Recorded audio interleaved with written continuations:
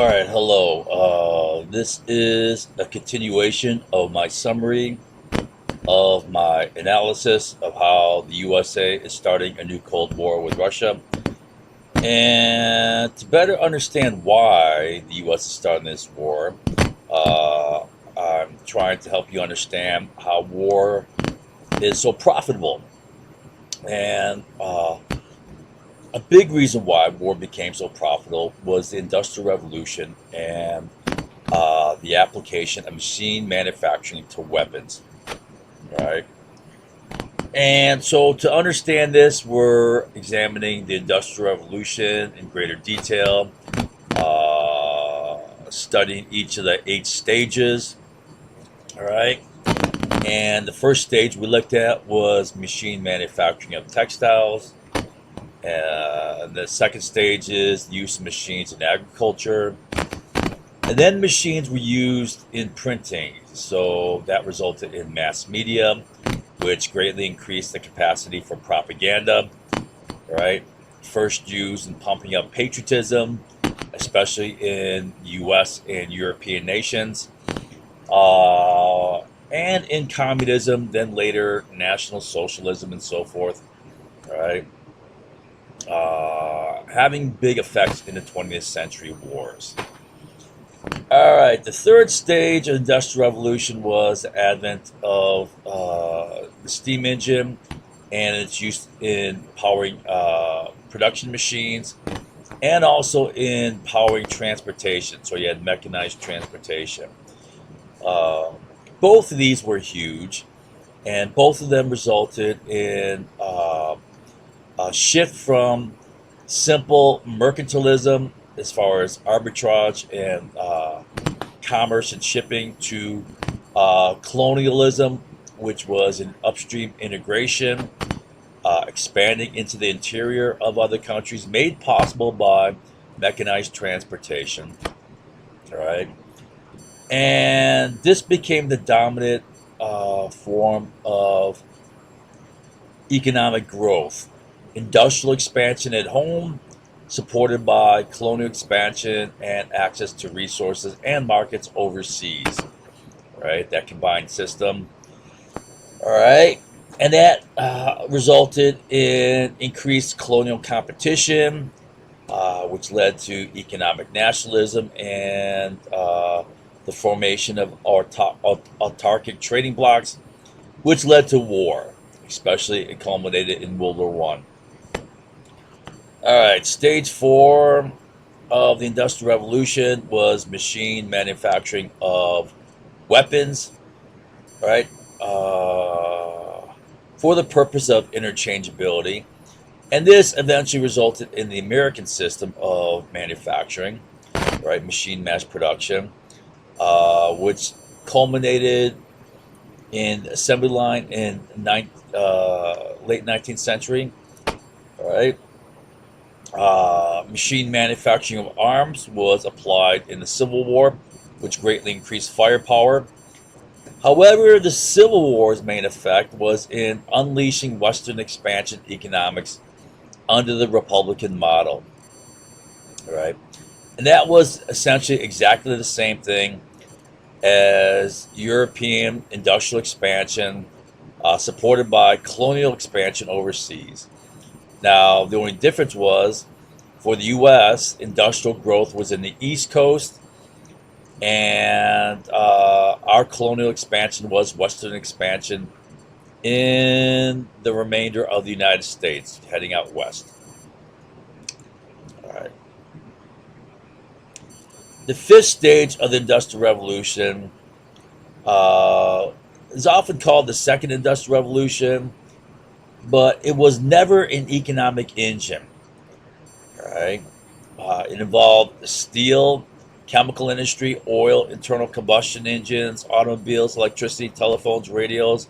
Now, the reason why these were not economic engines is because none of these reached attain significant market level until well into the 20th century.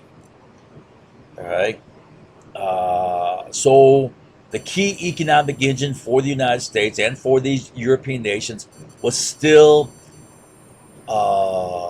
industrial growth supported by colonial expansion, or in the case of the U.S., Western expansion. All right. Okay, so where am I now?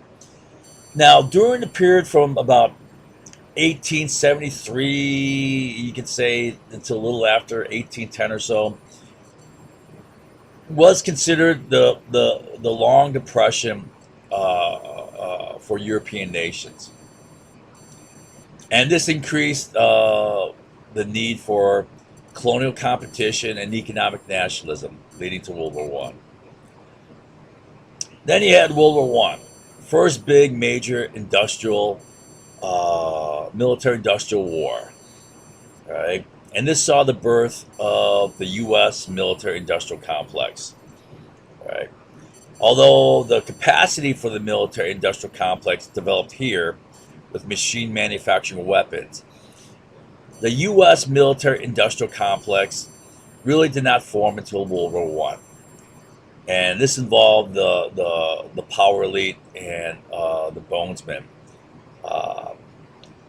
dominating control of U.S. wars. All right. All right. Then after World War One, by 1929, the Great Depression hit, and the U.S. economy did not pull out of the Great Depression until World War Two. Only World War Two, with its vast increase in war production, pulled the U.S. economy out of the Great Depression. However, by the end of World War Two, even before it ended, right, as it was winding down, defense contracts were being cut, and the economy was contracting. There was a rapid contraction of 11.6% in 1946, right? Heading into deep recession, heading into another possible depression, all right? And there was an attempt to save the economy with a transition to the sixth stage of the Industrial Revolution, which was mass manufacture of consumer items, all the suburban tract homes and automobiles and refrigerators and washing machines and toaster ovens and vacuum cleaners, all that crap, right? Well, it wasn't enough, and our economy was rapidly contracting. And then you have the Cold War start in 1947. And this resulted in the permanent U.S. war economy. I've shown you graphs on that. Let's see if I can pull up a graph real quick here. Yeah, right here. So in the past, when you had interwar periods or peacetime periods, USA spent little to nothing on wars. Here's World War One, bump, right? After the war, nothing. World War Two, big bump, right? Then with the Cold War, you had permanent war economy, and it got big under Reagan. Biggest peacetime expansion of the military under Reagan. All right, that helped pull us out of recession there. And then you had the start of the war on terror with 9/11, and that resulted in a big expansion. You see how big World War II was, but look at how short it was. Reached the peak here and then plummeted, even before the end of the war. All right, war is winding down.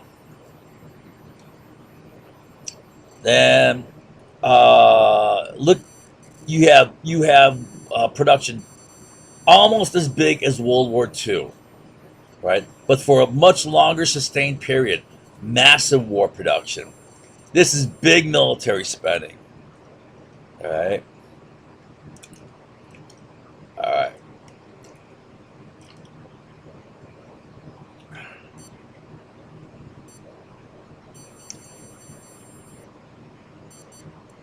All right, the seventh stage of the Industrial Revolution was the rise of the service sector.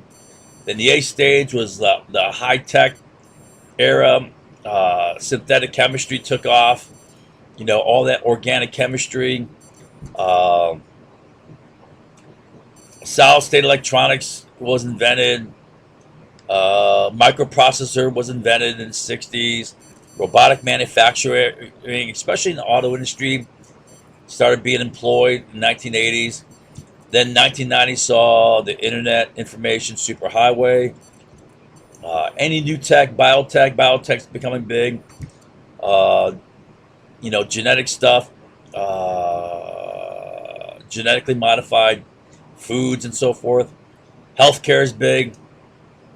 Healthcare grew really big after World War II. And now a new thing is artificial intelligence. It's going to be a new, I believe it's going to be a new game changer for labor and for manufacturing and design. All right. And what I'm working on now is I'm starting a discussion of U.S. actions in the Middle East and how it proves very profitable. War in the Middle East is profitable in many ways. All right, one of which is through control of oil price. The impact of war in the Middle East on oil price. All right, and we started by talking about the Iran-Contra conspiracy. All right, and I'm not going to teach all this all over again. I know that 99.99999% remembers zero of what I taught here. Well, I can't teach it all again. And what good is it going to do? You're not going to remember it anyways. Right? But I just want to bring it up again that in this war, the U.S. supported both sides of the war. Iraq, who was our ally, Saddam Hussein was our ally back then. And Iran was our sworn enemy. We supported both sides with intelligence, with weapons, with munitions, with other war materials. All right. Here I showed you a bunch of stuff that we supplied. Right. We supplied these to Iran. Right. This is our sworn enemy. All right. And we gave them intelligence, which was important. Now, the Reagan administration started direct supply of weapons to Iran, TOW missiles and Hawk anti-aircraft missiles and Hawk anti-aircraft missile parts, beginning in 1985, right? After we had designated Iran a state sponsor of terror, all right, and the Reagan administration gave 4 bullshit reasons. Oh, we're trying to get the hostages out. Oh, we got to balance the war because Iraq is winning the war. Oh, we try to get weapons and money to the Contras in Nicaragua. Oh, the Soviet Union can threaten Iran. Well, all these were total bullshit, right? So I'm not going to try to teach us all again. I'll just try to summarize it real quickly. All right, there were 8 weapons transfers, 8 weapons deals, sending TOW missiles, Hawk missiles, Hawk anti-aircraft missile parts. All right. And as far as hostages, the Reagan administration got screwed on every single, all 8 of the deals. They got screwed. Why do you continue dealing with them if they screw you after the first time? All right. Now, first of all, you don't trade things for hostages because that rewards hostage taking, which only results in more hostage taking. Right? You reward it, they're going to take more, and that's exactly what happened. They took 7 more hostages. We only got 3 released. Every single time we got screwed here. 0 released, 1 released out of 6. 0, 0, 0, 0. No, 1 released. 0 released, 1 released. They only released 3 of the hostages. They killed 1 during the weapons transfers. They killed 4 total, and they took 7 more. Right? Don't tell me they're doing this to get hostages. It's a bullshit cover story. You only got 3. You got screwed every time. And you end up taking 7 more. And it killed 4. Bullshit. It's bullshit excuse number 2. Iraq was winning the war. Right? So we got to help Iran to balance war. Oh, bullshit. Iran was winning the war. Since 1982, Iran was winning the war. Right? It only turned against him by 88. And at the time we helped them, we provided weapons before and during, and intelligence before and during their big offensive. Don't tell me Iran's losing the war. They're kicking ass on Iraq. And they took away Iraq's Far Peninsula.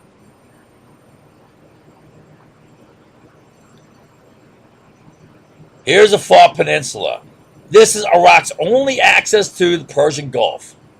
The only way of getting oil out of Iraq into the Persian Gulf. Oh, the U.S. screwed Iraq bad, our ally. You helped Iran right before their offensive. Key weapons and intelligence. Oh, bullshit excuse number 3. You want to give support to the Contras. Bullshit. Only 23.6% of the money generated from the weapon sales got to the Contras. 66.3% stayed with these clowns who ran the enterprise. All right? It was an NSC front company. All right. Don't tell me you're trying to get money to the Contras when 3 times more money stays with these guys in their pockets. Last bullshit excuse. Oh, the Soviet Union is threatening they could threaten Iran. Oh, bullshit. At the time these weapons were transferred, the Soviet Union was getting its ass kicked in Afghanistan. They would start pulling out only a year later. And their failure in Afghanistan was fragmenting the Soviet Union, creating instability. All right? And the Soviet Union would fall apart in 1991. They're getting their ass kicked in Afghanistan. Don't tell me they're going to now invade Iran, which would have been much harder, with a far greater military defense capability.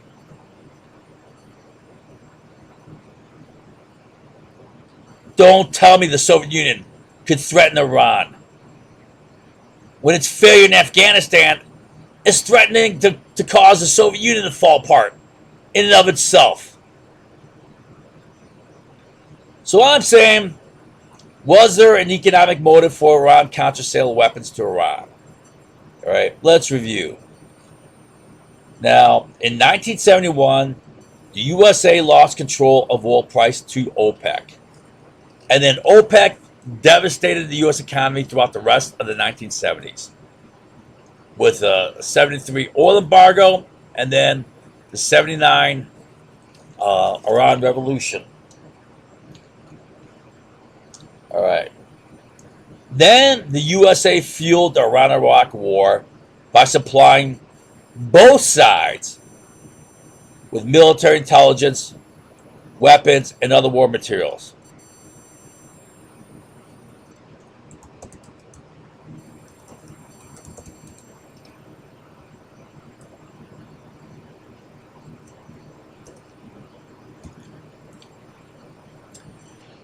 Then, in 1985-86, the Reagan administration directly supplied critical weapons to Iran, and the CIA provided intelligence, both prior to and during Iran's February 86 offensive, in which they seized the vital Iraq Far Peninsula.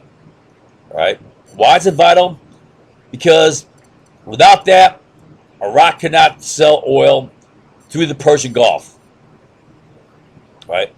All its southern oil fields were cut off. It's got to find another way to sell that oil. The northern fields in Kurdish, the Kurdish territory up north, right? They could have been pumped through Turkey. They had a pipeline going through Turkey, right? There's also a pipeline going through Syria, but that was cut off by Syria, who was allied with Iran. They're both Shia. Syria is actually Alawite, but that's a branch of Shia, right? So these are Shia, and the rest were Sunni.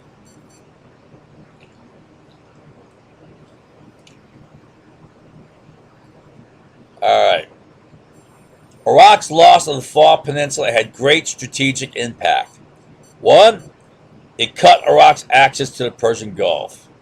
Two, Iraq had to ship oil on Kuwaiti tankers, which led to U.S. direct involvement of the war by escorting Kuwaiti tankers, and consequently increased conflict with Iran. Right, U.S.-Iranian conflict increased. It increased the Iranian threat to Sunni nations, who responded by increasing their support for Iraq in terms of oil overproduction and loans to Iraq. All right, here's an example. So when Iran invaded and took the Faw Peninsula, they're right on the border with Kuwait now. Their Shia enemy is right on the border of Kuwait. That's absolutely an increased threat.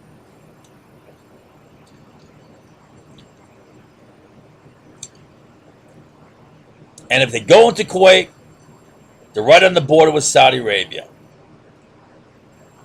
And Kuwait had like little to no defensive capability.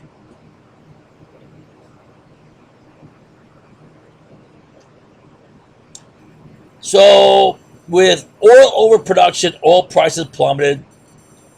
All right, especially after 1986, when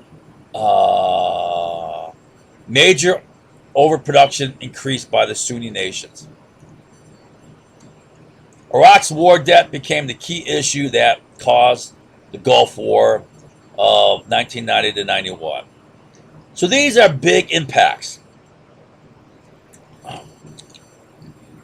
The four reasons the Reagan administration stated for providing weapons and intelligence were all total BS. All right, I'm not going to review that. Although all four stated reasons for the weapon sales around were bullshit, there still had to have been a real reason the Reagan administration was so determined to fuel weapons to Iran, who was our sworn enemy. Why are you so determined to fuel weapons to them?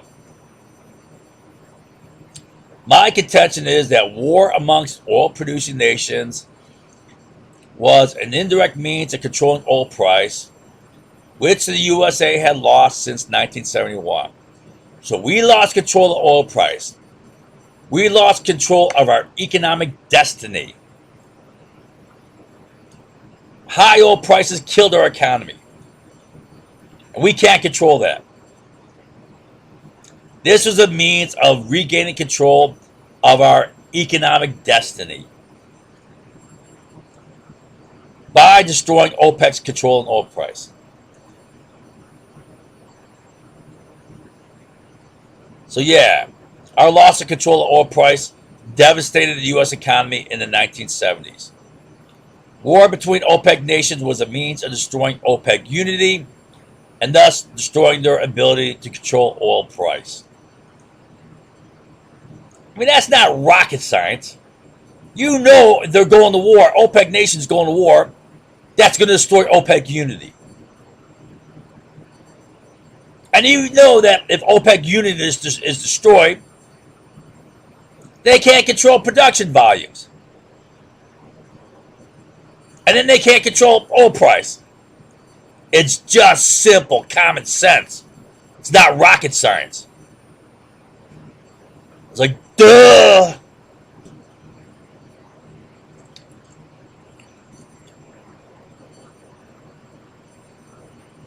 But watch, they're going to be attacked. There'll be an idiot wave. A big idiot wave based on nothing. That's crazy. Unbelievable. Make a big wave. One based on one word reality.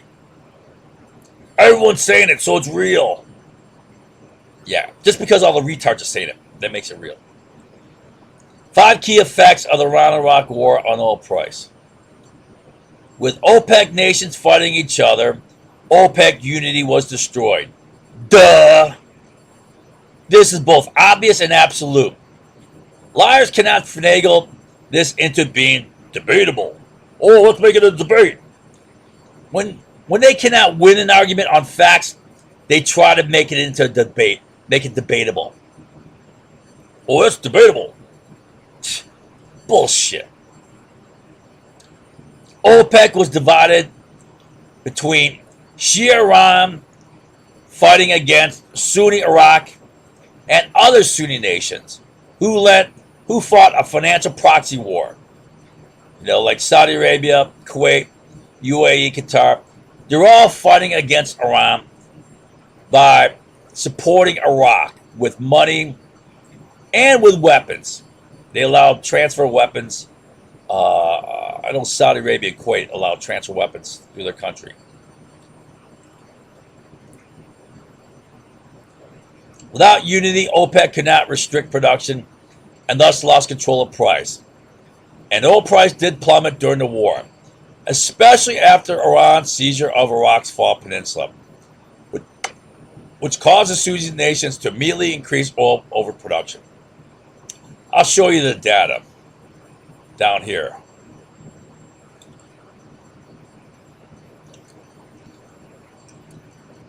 Now, a high consumption rate of weapons and other war materials during war required increased purchases, which have to be paid for by increased oil sales. I mean, those Middle East countries do not have the sophisticated technology and industries to make modern complex weapons. Right? They got to buy it. And their economies are majority dependent upon oil sales. So if they want to buy weapons, they got to sell oil. Simple as that. You sell more oil, you increase market supply, which decreases price. It's all common sense stuff. I know the liars are going to try to make it into debate. But any idiot can understand this. It's simple. Falling oil price leads other OPEC nations to cheat. And not just all the OPEC nations, but any nation that is highly dependent upon oil, even if they're not OPEC, like Venezuela, right? For example.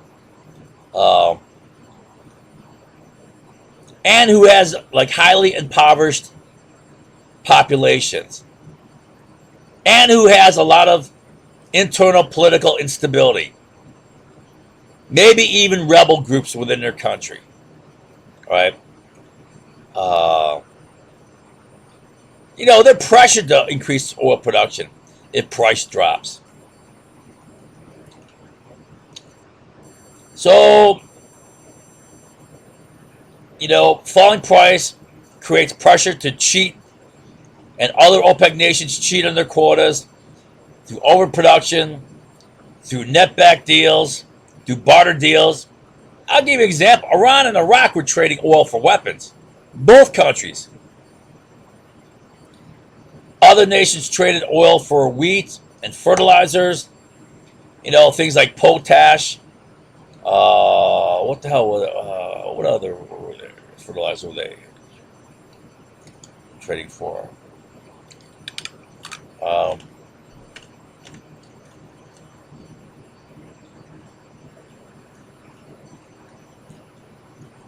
And the increased oil production would further reduce oil price in a vicious circle. So you break out a couple of OPEC nations, they got to overproduce. It can cause the whole damn thing to fall apart. other nations are cheating. Then you get widespread cheating throughout OPEC, and OPEC is busted. All right. So that's one way how wars amongst OPEC nations can be very beneficial in destroying OPEC. Although weapons and war materials purchases can be paid with debt, that debt is going to have to someday be paid with oil sales. All right. Iraq's massive war debt would subsequently lead to conflict with Kuwait, culminating in the first Gulf War, 1990 to 91, right? Which again destroyed OPEC. So OPEC was destroyed during the Iran-Iraq War, and then it was once again destroyed due to the first Gulf War, right? Specifically by breaking out Saudi Arabia and Kuwait with massive debt. They couldn't restrict production. They were so saddled with debt after that war, they had to keep producing, and that prevented OPEC unity. That prevented OPEC production restrictions to control price. So OPEC was busted for 9 years after the first Gulf War.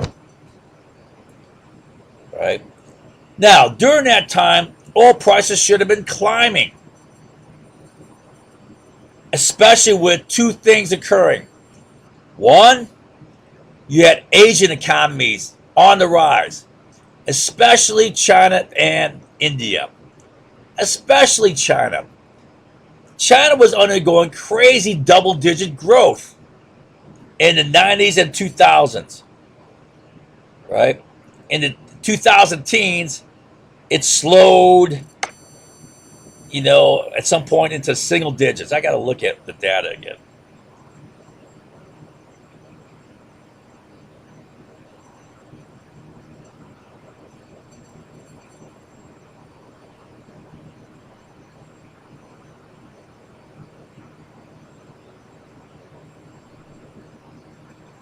I mean, look at China's growth. This is in the 90s, right? That's insane. Over 14% growth. Look at India. India, well, it dropped there, but for the most part, India's growth is phenomenal.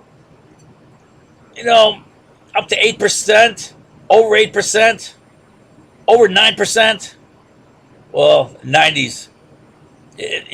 And then you got growth. You also had growth of the state, like Singapore, Hong Kong, Taiwan, South Korea, and Japan. Japan had solid growth for most of the 90s. Slowed down in the late 90s. But, all right. So Asian economies were taking off. That should have raised oil price.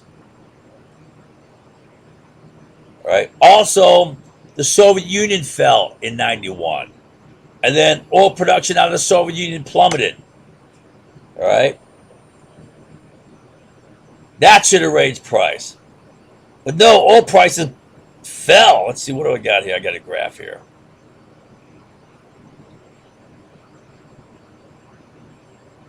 Here's the first Gulf War. Oil prices fell during the 90s.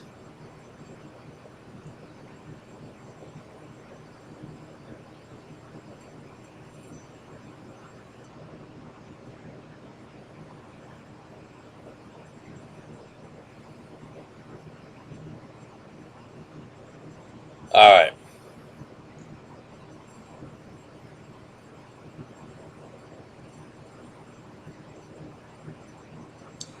All right, so here's my contention.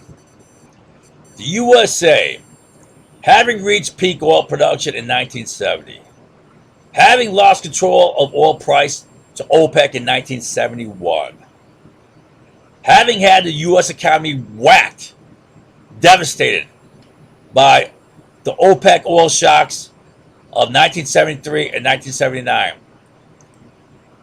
right? Due to the loss of control of oil price, the USA needed a new way to find a new way to regain control of oil price, or at least take it out of the hands of OPEC. Right? So after the 1970s oil shocks devastated the U.S. economy, the USA was in desperate need of some way of regaining control over oil price, and it found it in wars amongst Middle East oil-producing nations, which had the following effects. Such wars destroy OPEC unity, causing OPEC to lose control of oil price. The high cost of war,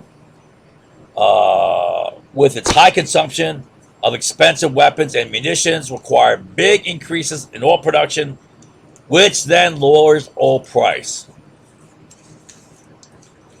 Such wars create big debt, and that debt can be used to bust OPEC, increase oil production, which lowers price.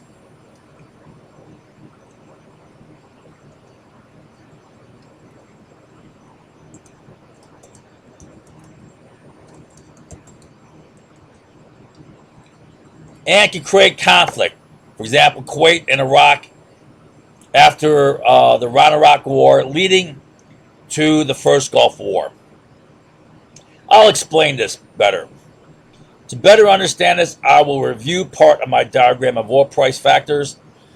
I list these some of the factors in a vertical column here. Not all of them.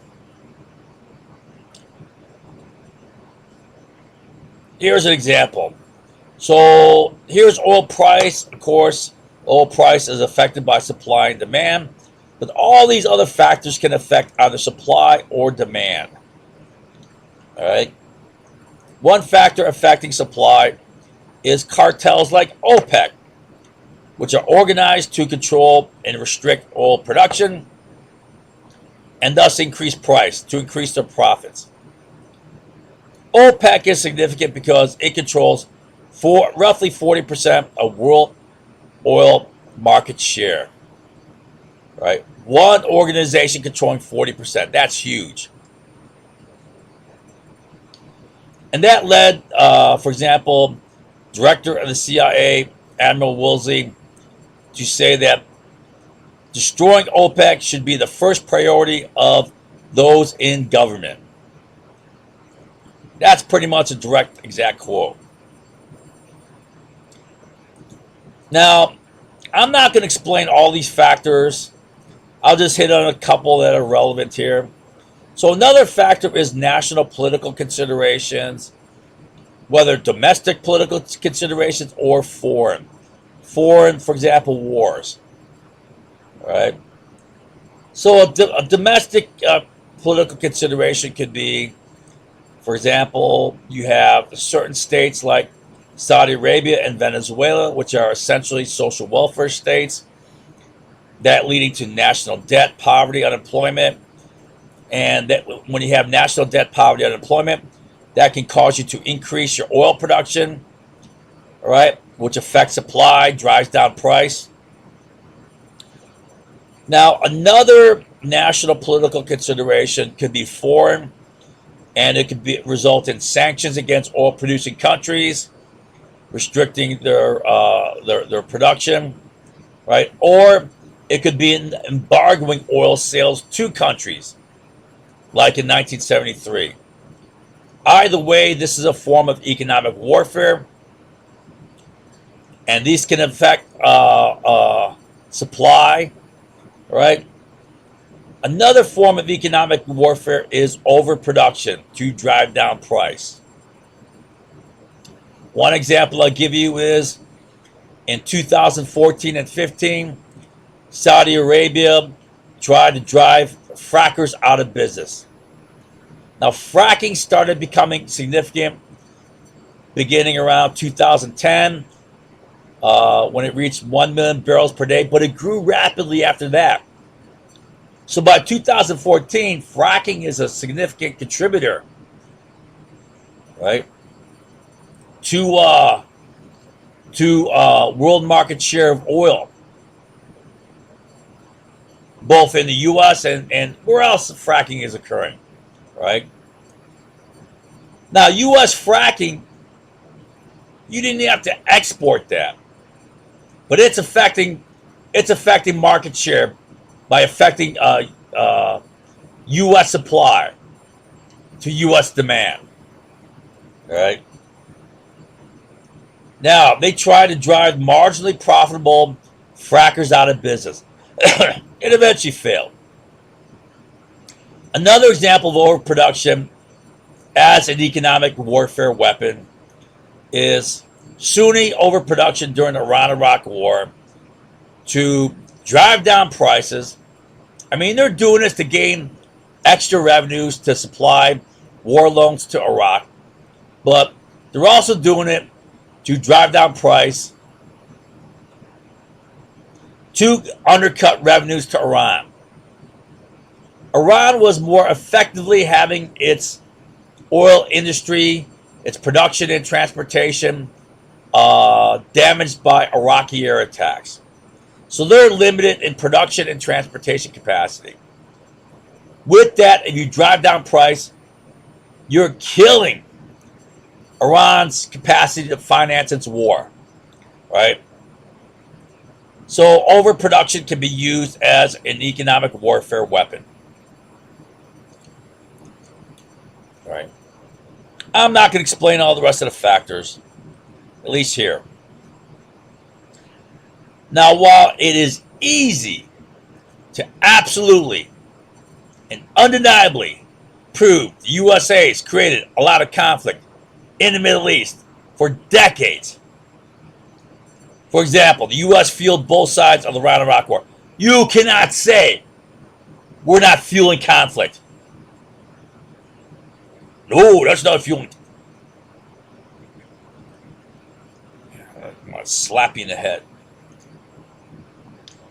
It may be difficult to prove why. Specifically, without an actual plan in hand, like the declassified 30-day plan, or Operation Ajax, or Operation PB Success, right? Declassified stuff. Or even the Bush statement during the build-up for the Iran-Iraq War, that they have a meticulously planned strategy. I mean, even though there's no plan there, it's so obvious laid out, right? Now, I know people are going to attack. No, it's not. That's only because you don't remember anything. 99.99999% retain nothing. And that's why they always believe only social reality idiot waves, which are simple, stupid, and baseless. Oh, but everyone's saying it, so that's real. God, they fall for that every damn time. Tens of thousands of times. They never stop falling for that. It's hopeless. People cannot be taught. They will never stop falling for that. I swear. No matter how many thousands of times I teach that, they'll never stop falling for big, stupid-ass, baseless waves. So it's going to be difficult to prove that the USA created all of its historic conflict in the Middle East to control oil price, among many other ways of making money from war. I'll discuss many other ways that money is made off of war in the Middle East. Tons of money is made. I have proven with extensive factual detail how the USA has long created conflict in the Middle East in an unbroken, integrated chain of actions and events. However, I also know that 99.99999% of the masses have retained zero of it. Nothing sticks. So nothing's real in their heads. That's unbelievable. That's all they'll have. One word reality. I swear that's all they'll ever have. They won't retain any facts.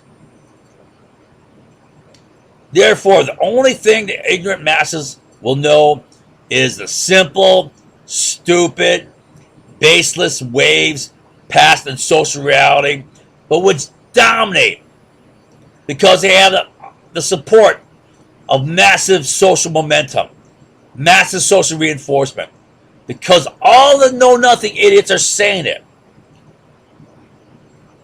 Even though it's based on nothing, they take it as real. That's the power of social retard reality.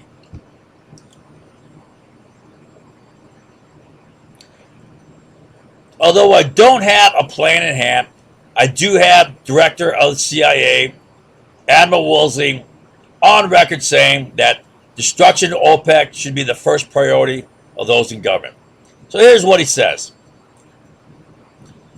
We have lived for decades with our entire transportation system dominated by a cartel, OPEC, nested inside a monopoly oil, oil's monopoly over transportation, and the cartel's control of a huge share of oil production together increasingly threaten our economic viability, our national security, and the stability of many other nations in the world as well. I mean, you think that's not important? Our economic viability. We're screwed as a nation without that. Our national security. Destroying them, OPEC and oil, should be the first priority of those in government. Now, how do you go about destroying OPEC? By divide and conquer. War between OPEC nations.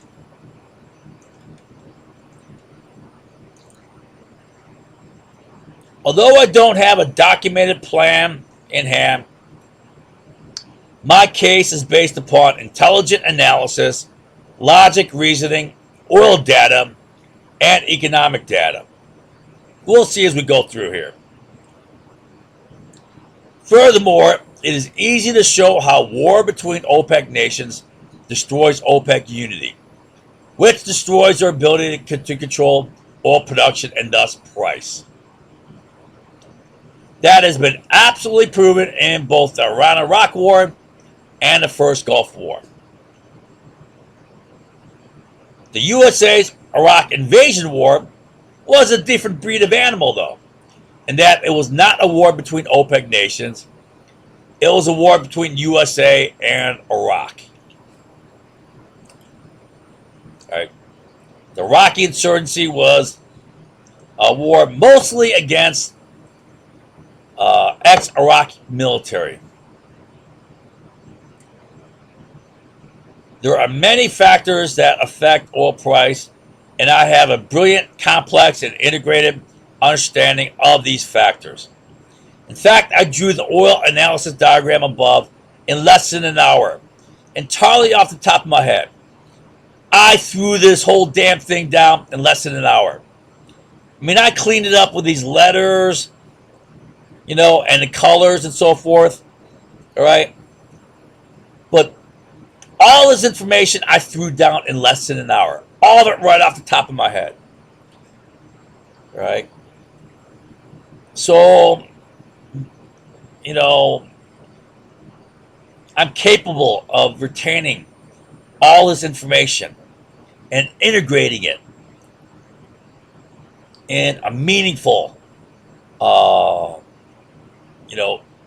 complex way. Right? Therefore, I fully appreciate the wide array of factors affecting oil price. The masses, on the other hand, will understand none of this. But nevertheless, they will attack and believe whatever they want to believe, based upon nothing more than a big, simple, stupid, social retard reality wave, written in a 10-second blurb at the 4th grade level for retards. Right? Oh, they get that. And that's going to dominate. I swear they're all going to fall for that. They always do. There's no stopping it. Simple, stupid ways always dominate the brains of the masses and never will stop. That will never change.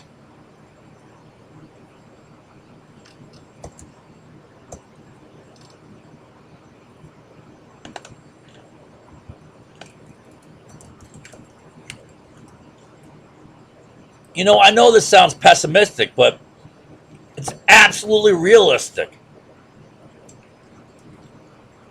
The masses never stop falling for these stupid waves.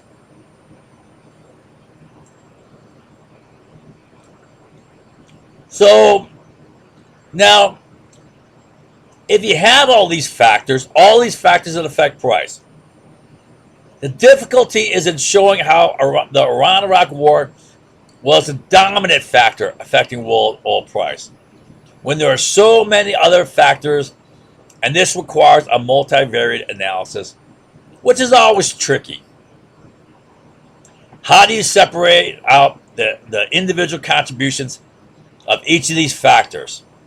All right. I mean, there's mathematical ways. I'm not going to do that. I'm just going to go through a logical historical timeline when these factors were in effect. All right. Were they in effect during the Iran-Iraq War, or were they not? So, in other words, when multiple variables are involved, it is often difficult to determine the relative impact of each variable. This leaves a slim opening for liar deniers to believe whatever baseless, self-serving crap they want to believe. And if you give them an inch, they will steal a mile. All right? And then they will scream, unbelievable, unreal, debatable, moonshot, crazy, right? Delusional. All of which is simple, stupid, one-word reality, which has zero factual basis, but will dominate their brains, because it always does. The simple dominates it. When they don't retain any facts, that's all they have. Simple, stupid, one-word reality. Especially if it's given social reality support in the form of a big dumbass wave of simple, stupid social reality, which the masses never fail to fall for.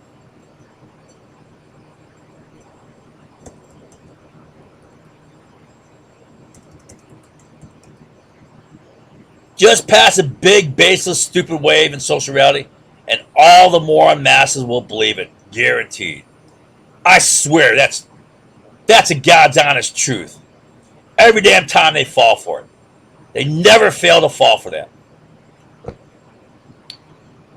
Now, because this attack is utterly predictable, I will examine all the oil price factors and honestly assess their impact during the Iran-Iraq War. The lying masses, on the other hand, will outright deny that the wars between Middle East oil-producing nations has any effect on oil price whatsoever. I mean, that's just, common sense stupid. All right? But just watch the liar deniers deny it. They'll try to find a way.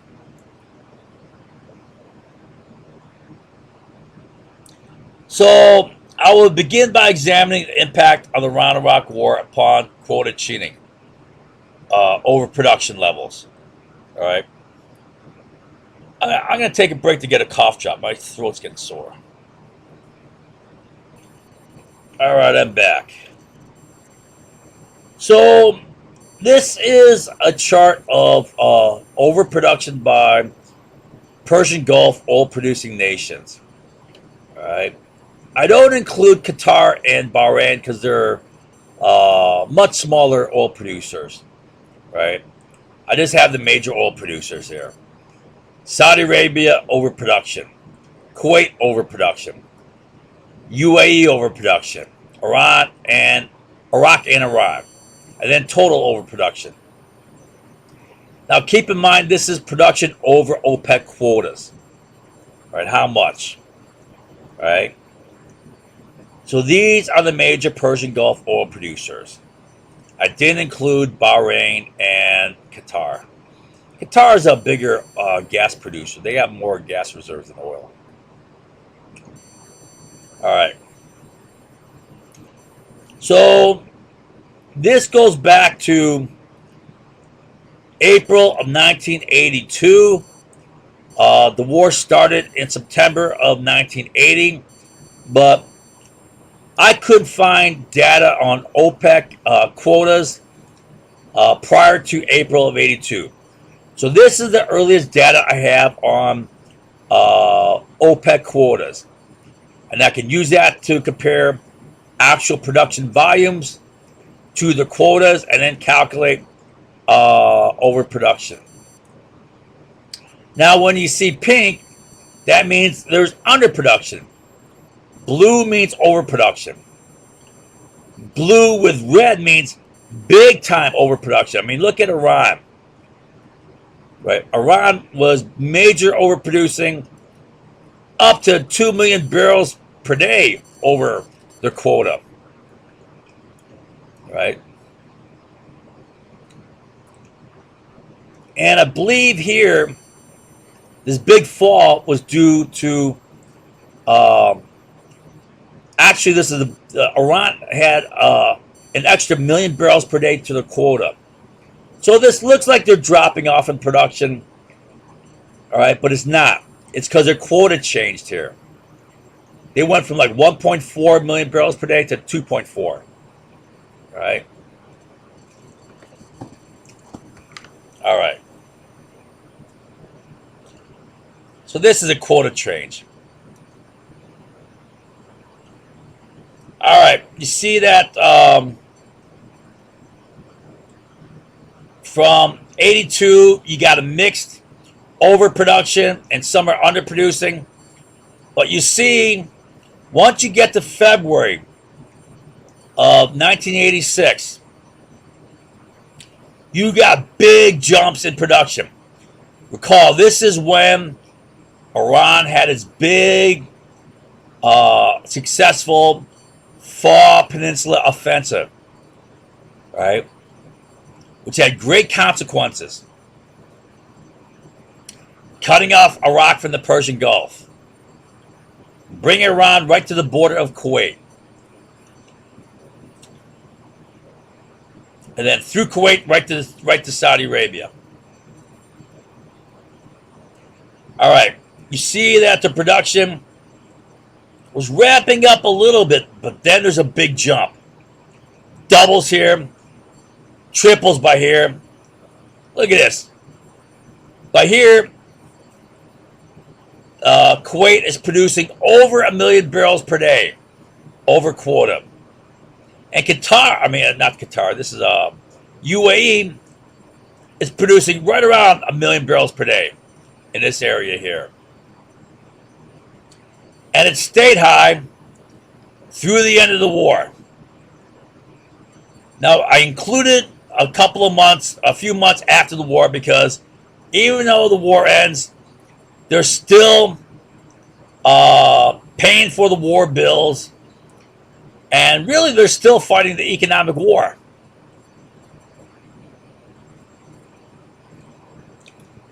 All right. Well, you see the big change in production, big increase in production. Right? Now, we said February 86 was Iran's big fall offensive. Well, look at when we started supplying weapons to Iran. Iran-Contra weapons here. Another shipment. Another shipment. You had 2 shipments during the offensive. And then you had CI providing Iran intelligence on Iranian forces. And this is supported in 3 places in the Senate Iran-Contra investigation report. Page 652, page 7, page 253. Right? So not only are we giving them vital weapons for this offensive, we're also giving them intelligence. That's to Iran, a sworn enemy. And then we get 3 more weapons transfers while Iraq is in still possession, consolidating their control of the Fall Peninsula. And they're threatening Basra oil. So let me show you that. So what Iran did is they charged into the Far Peninsula, and they're trying to drive up and threaten Basra oil. This is Iraq's major oil exporting facilities here, right? Oil is pumped to Basra, then put on tankers, then goes through the Shatt al-Arab waterway to the Persian Gulf. Well, it can't anymore because Iran controls that.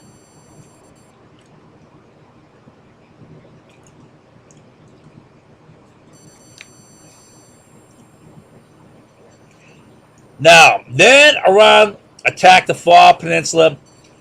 They also attacked northeast Iraq oil fields. This is the Kurdish area oil fields up in northeast Iraq. That means all of Iraq's oil is under attack. All right. Iraq is in big trouble. And this is when the big overproduction begins. All right. Now you got big mounting overproduction, including Iraq. Iraq's getting their production jacked up. Iran, they started off trying to overproduce. All right. But then they had trouble overproducing because their oil industry was more effectively attacked by Iraq. Iranian attacks did very little damage to Iraqi the combined Iraqi Sunni oil production. All right.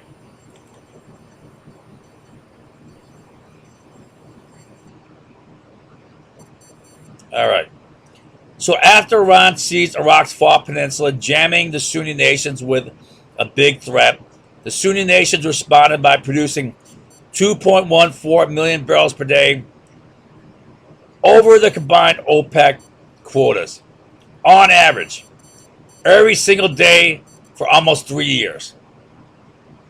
So if you take these numbers, 1.3 million barrels per day, right? 3.3, add them all up, right? Average them out. It comes out to 2.14 million barrels per day. Actually, that's massive. That's huge.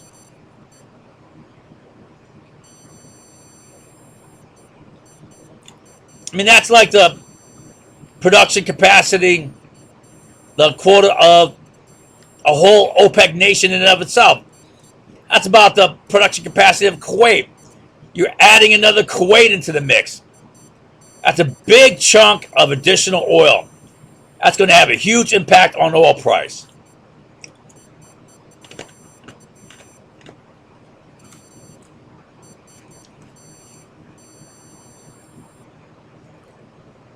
And let's look at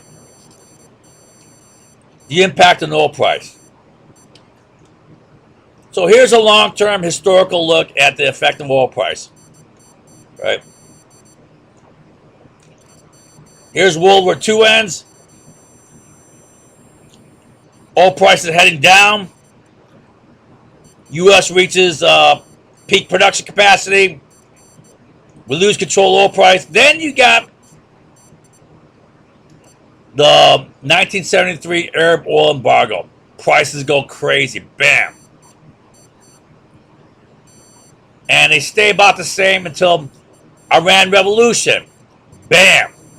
Here, right here is the start of the Iran-Iraq War.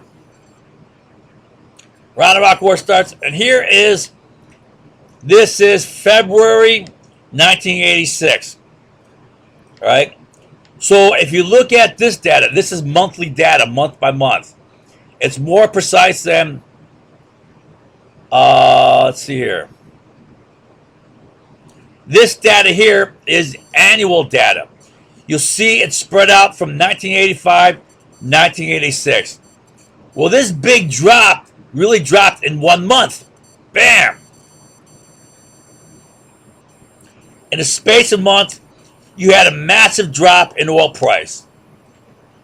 Right? Once these Sunni nations started pumping out extra oil price plummeted. Right?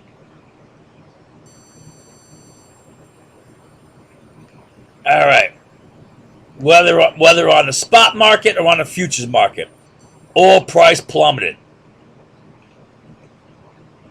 Okay.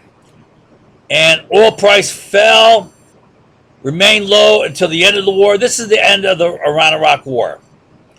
Then it climbed, and then it peaked during the Gulf War until the ground war started. When the war actually started, uh, the air war started. When the air war started in January of 1991, oil prices plummeted. Bam! The start of the war caused oil prices to plummet. It peaked. It peaked when Saddam Hussein invaded Kuwait. But when the war started, bam, it came down. It plummeted with the start of the war. And then the first Gulf War kept oil prices down low for nearly a decade. Prices dropped like this. All right. So I want to talk about the tanker war.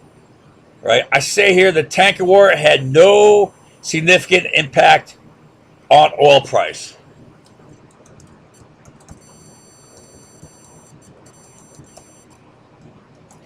All right. The simple-minded, knee-jerk notion is that the Iran-Iraq War decreased the amount of oil produced by Middle East nations due to the tanker war. Bullshit. The opposite is true. Oil production by Persian Gulf nations rose dramatically with the war, and the impact of the tanker war is baselessly and grossly exaggerated. In fact, the real numbers show that the tanker war was virtually inconsequential to the total volume of oil exported out of the Persian Gulf region. All right. So I'm going to give you an analysis now. Furthermore, nearly the entire 2.14 million barrels per day overproduction was due to Sunni nations who were less impacted by the tanker war.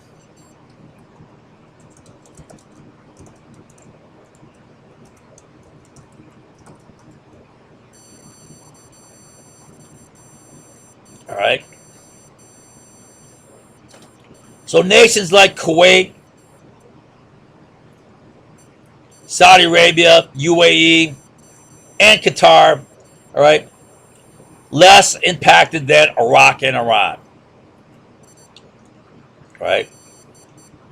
Very little affected by the tanker war. So during the tanker war, there were 187 attacks in total, mostly confined to tankers doing business with Iran and Iraq, not Saudi Arabia, Kuwait, UAE, who were the major overproducers.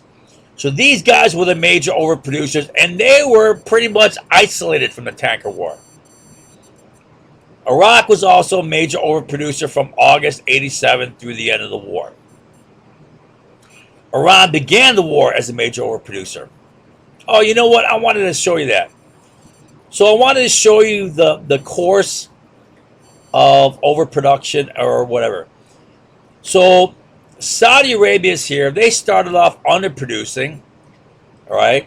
And the reason why is Saudi Arabia was sacrificing, for the most part, until this section here in 83, mid to late 83, all right? They were underproducing, trying to be the monitor of spirit production, trying to control oil price, keep oil price high. So they are sacrificing on production volume, all right, to maintain world oil prices high, all right? Now, that wasn't true of Kuwait and UAE. I mean, they underproduced sometimes, but for the most part, throughout the war, both of these countries overproduced, especially after February 1986. But even before then, they're pretty rock solid overproducers. Recall that all these countries were making big loans to Iraq. They had to get revenues, so they're overproducing. Now, Iraq was underproducing, not because it wanted to, but because its production capacity was damaged. However, they regained their production, and by August of '87, their overproduction became significant. Now, if you look at Iran, they're the opposite. Their overproduction was significant up until here. Now, that radical drop is actually not due to damage to Iraq's production and transportation, but due to increased OPEC quota. I believe it raised from 1.4 million barrels per day to 2.4 million barrels per day. And that's why it looks like there's a big drop in overproduction. All right. But they're trying to produce as much as possible.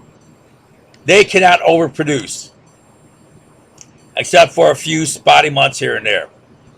And the reason was Iraq's attacks upon Iran's oil production and transportation was more effective than Iran's attempts to attack Iraq's oil production and transportation.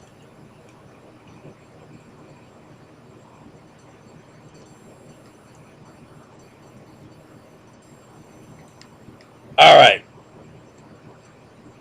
Lastly, Iran's ability to stop Sunni tankers was pitiful. So we'll examine some of the actual attacks here.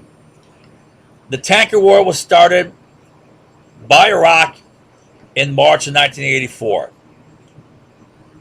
There were 187 attacks in total, mostly confined to tankers doing business with Iran and Iraq, not Saudi Arabia, Kuwait, UAE, who were the major overproducers. Iraq was also a major overproducer from August 87 through the end of the war. Iran began the war as a major overproducer up to March of 83. However, its oil industry was more effectively damaged by Iraq attacks. So, Iran production hovered right around its production quota, a little below or a little above. It could not increase production over much over that. Right? That's why the economic warfare practiced by the Sunni nations was effective. As far as I know, Saudi tankers were left largely unmolested, except for isolated incidents. 3 that I know. I'm not going to say I know all of them, but I try to look them all up. It could be all of them, but maybe there are some that I didn't find here. But there's not that many. Saudi flag tanker was attacked September 87, received only minor damage. December 87, a Saudi flag tanker set afire. April 88, Saudi tanker set afire by Iran. As far as I know, there was only one attack on UAE flag tankers. And keep in mind, UAE was a big overproducer and providing loans to Iraq. April 1988, moderate damage to an Iranian attack. All right. Kuwaiti tankers were subject to more attacks. 5. They were the most. Right.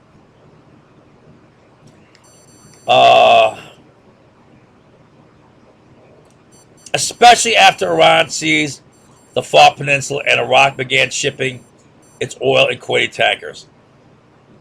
So that's these 3 attacks here. First 2 attacks occurred early in 1984. Kuwaiti tanker attacked by Iran. June of '84, Kuwaiti tanker attack, minor damage. July 87, Kuwaiti tanker Bridgeton hits a mine. August 87, U.S. flag tanker Sea is hit by a Silkworm missile. Now, you may think that Silkworm missiles are big missiles with a large warhead, and they do have a large warhead. But from what I read, there was relatively very little damage due to the immense size of the tanker itself. All right. And then, November of 87, Kuwaiti flag tanker received some amount of unknown damage. All right. So there are 9 total attacks on flag tankers of Saudi Arabia, Kuwait, and UAE. Right? There are more attacks. So these ships were the ships of Kuwait, Saudi Arabia, and UAE were, for the most part, pretty much immune to the tanker war. Right? The vast majority of attacks were upon tankers doing direct business with Iran and Iraq. Either Iraqi and Iranian tankers or tankers doing business with them. Going to their ports, filling up with their oil. So, Iran had a total of 83 attacks. Only 2 ships sunk. 17 set afire. Only 4 tankers with severe damage. 24 with moderate. 34 with minor damage. 2 had no damage. So here's a key point. Iran only sank 2 tankers and severely damaged only 4. The vast majority of Iran tanked ships received only minor or moderate damage. Iran's tanker war was thus largely inconsequential. Right? And the vast majority of Middle East oil was being produced by Kuwait, UAE, and Saudi Arabia, and Iraq towards the end of the war. Furthermore, after Iran seized the Faw Peninsula, all Iraqi oil transiting the Persian Gulf was carried in Kuwaiti tankers, which were only attacked 5 times throughout the entire war, and 3 times after the Faw Peninsula was lost. Right? Iraq did a little bit more damage. Right? 3 sunk, 17 set afire, 27 severe damage. That's a big difference here. 4 to 27. 2 to 3 is not much of a difference. Only 3 sunk, though. 28 moderate damage. 28 minor damage. 2 no damage. All right, so only 2.6 of the attack ships were sunk. 63% had minor or moderate damage. Right? So here's the takeaway facts. Here's what I want you to really take away. List of Persian Gulf oil producers were Saudi Arabia, Kuwait, UAE, Iraq, Qatar, Iran, Bahrain. I have no data on Bahrain, right? I didn't include it because I know Bahrain oil production is small. And I looked at Qatar's oil production, it's small too. Daily Persian Gulf oil production average during the Iran-Iraq War was 11.98 million barrels per day. So these nations, on average, produced 11.98 million barrels per day. And there were 2,910 days of the Iran-Iraq War. Right? If you take the tanker volume as 2 million barrels, which is the maximum capacity of the largest super tankers, right? And not all tankers are going to be super tankers. And not all super tankers are going to have the maximum capacity here. So this is being very conservative. The total oil production coming out of the Persian Gulf nation, measured in completely full super tankers, is 11.98 million barrels per day times 2,910 days for the war times 1 tanker per 2 million barrels of oil. That comes out to 17,000 431 tankers. Right? Now, I want you to note, I'm not saying all Persian Gulf oil was shipped in tankers. I'm simply measuring the total oil production in tankers, production in terms of super tankers, so I can compare it to the impact of the tanker war. I'm saying this because I fully expect any sort of a sneaky lying focus shifting attacks, right, by the liars. They'll try to find some bullshit thing. So I'm not saying all the oil was shipped out in tankers. I'm just saying that the total volume of oil shipped out during this time can be measured in terms of those many tankers. Now, the assumptions I made were all very generous. All tankers carried 2 million barrels of oil. This is the full capacity of the largest super tankers. And certainly not all tankers were super tankers. So I'm being generous here. All tankers were completely topped off, which they were not always. So I'm being generous again. All the oil in severely damaged tankers was lost, which is not necessarily true. So I'm being generous again. Now, only 5 out of the 17,431 tankers were sunk. I mean, that's trivial. That's insignificant.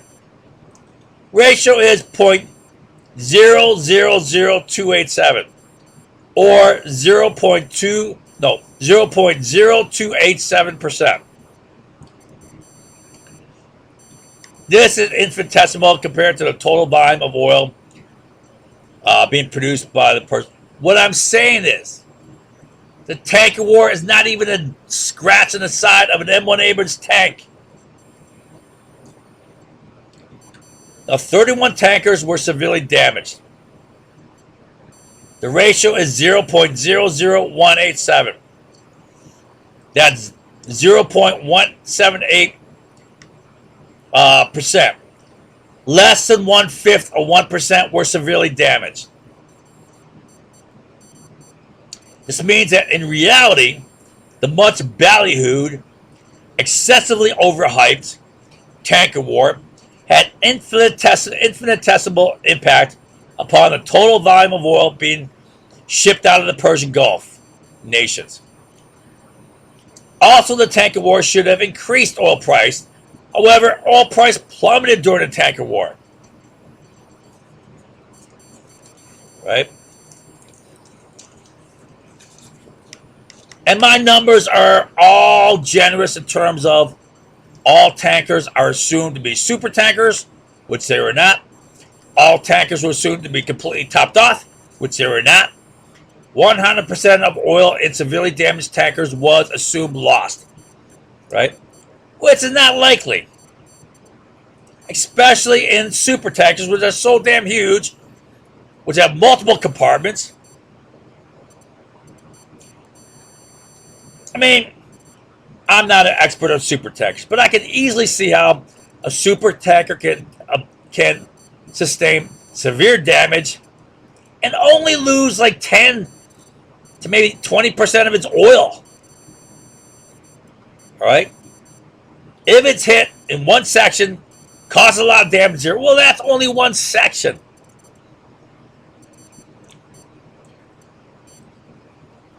So this, I mean, anyways, I'm being generous. Finally, the fact that the real... Oh, wait a minute. I missed something here.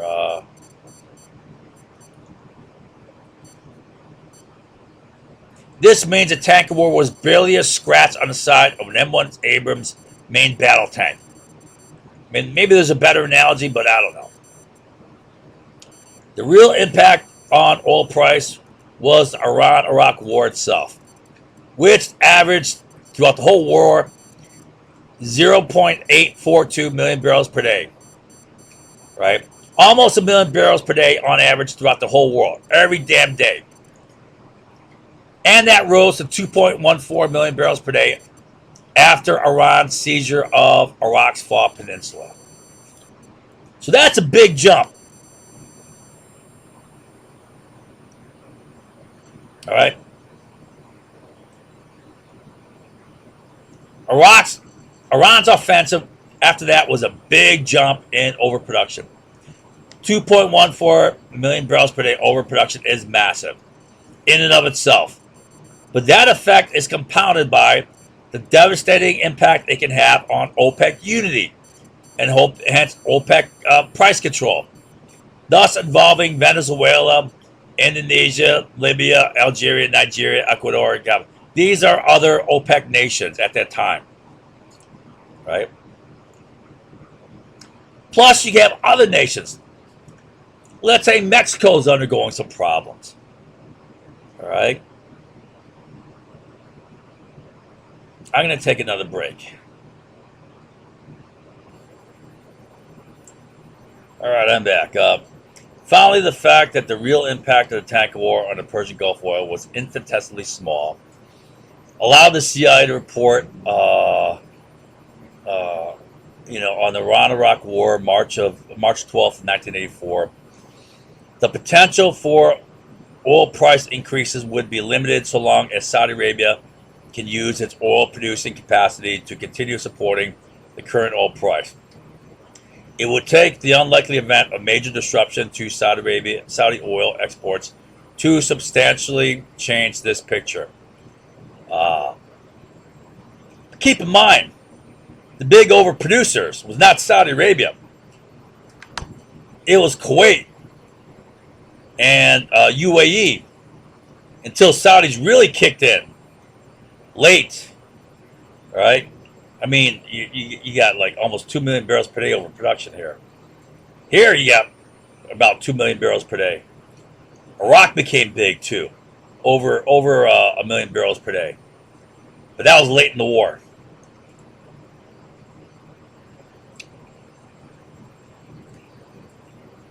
No, I did not include a tax upon oil facilities on land because that is part of production capacity, and the data on oil production proves that production out of the Persian Gulf nations was high, remained high during the war, with high overproduction, bringing oil prices down. I say this because I fully expect the liars to desperately seek for some nitpick point to make a bullshit attack. Right. So now what I want to do is basically I established the war,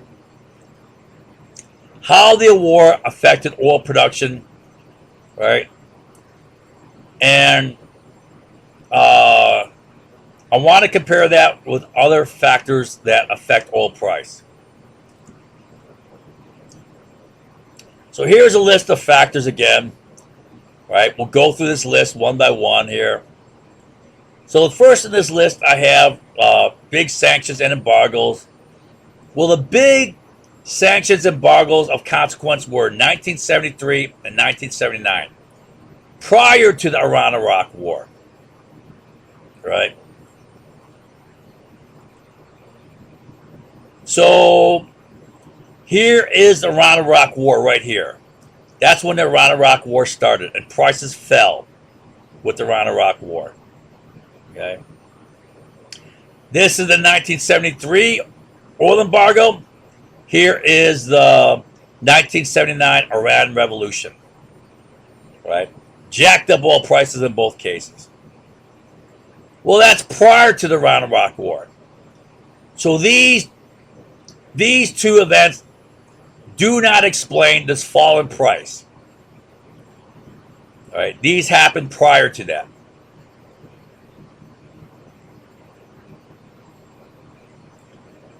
All right, next thing is Eisenhower imposed an oil import quota, lasted from 1959 to 73, when they had a big oil crunch, and then Nixon canned it. He imposed it with his proclamation, 3279, in order to avoid over dependence upon foreign oil. Then in 1973, Nixon lifted the restriction due to the oil shock embargo. All right. So this occurred prior to the Iran-Iraq War, which is 1980 to 88. So this did not have an impact upon oil prices then. Right. Also, in 1973, due to the oil shock, Nixon banned export of oil, U.S. oil, of oil produced in the USA. The restriction was lifted in 2015 with the rise of U.S. fracking oil. Because this factor did not vary during the Iran-Iraq War, it is not a causal factor during the Iran-Iraq War. It's not having an effect on this drop in price. Right? All right. So the next thing is the two big oil reserve additions to world oil supply. That was the Alaskan discovery and North Sea discoveries. Both of those were discovered in the 1970s. Right? Right? They both began producing in the 1970s, then rose and declined in the 1980s, as shown in the graph below. Do I have data? I didn't list the data for this. I collected data for this in a spreadsheet.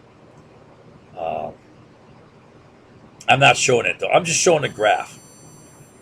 All right. So I won't read this. I'll just explain it. So my data starts with the most recent, going down to the earliest. So what that means is when I graph this, it's going backwards from most recent to earlier.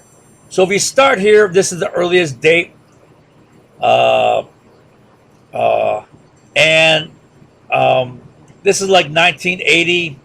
You see that when you get to this point here, this is the fall offensive. This is February of 1986, and at that point, you see that North Sea and USA combined.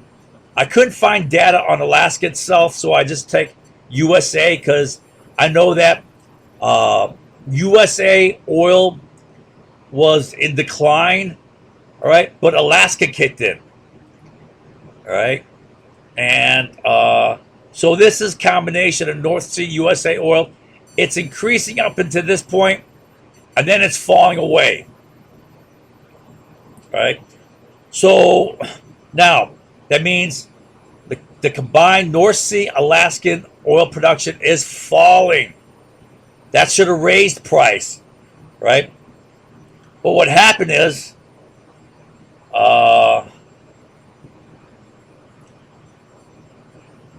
so from here on, that should have raised price, but instead price fell. So that cannot possibly explain the fall in price here. The rise in North Sea Alaskan oil can help explain the fall in price here. But when that started falling, that cannot explain the fall here. All right, because it should have raised price. Production volume out of North Sea was falling. Right, it's falling. All right, next is fracking oil. Fracking did become significant in 2010. That's long after 1980 to 1988. So fracking is not a factor. You see it reached 1 million barrels per day, right? Then it rose pretty sharply. 2015. This is when Saudi started attacking. All right. This drop off is due to the Saudi attack.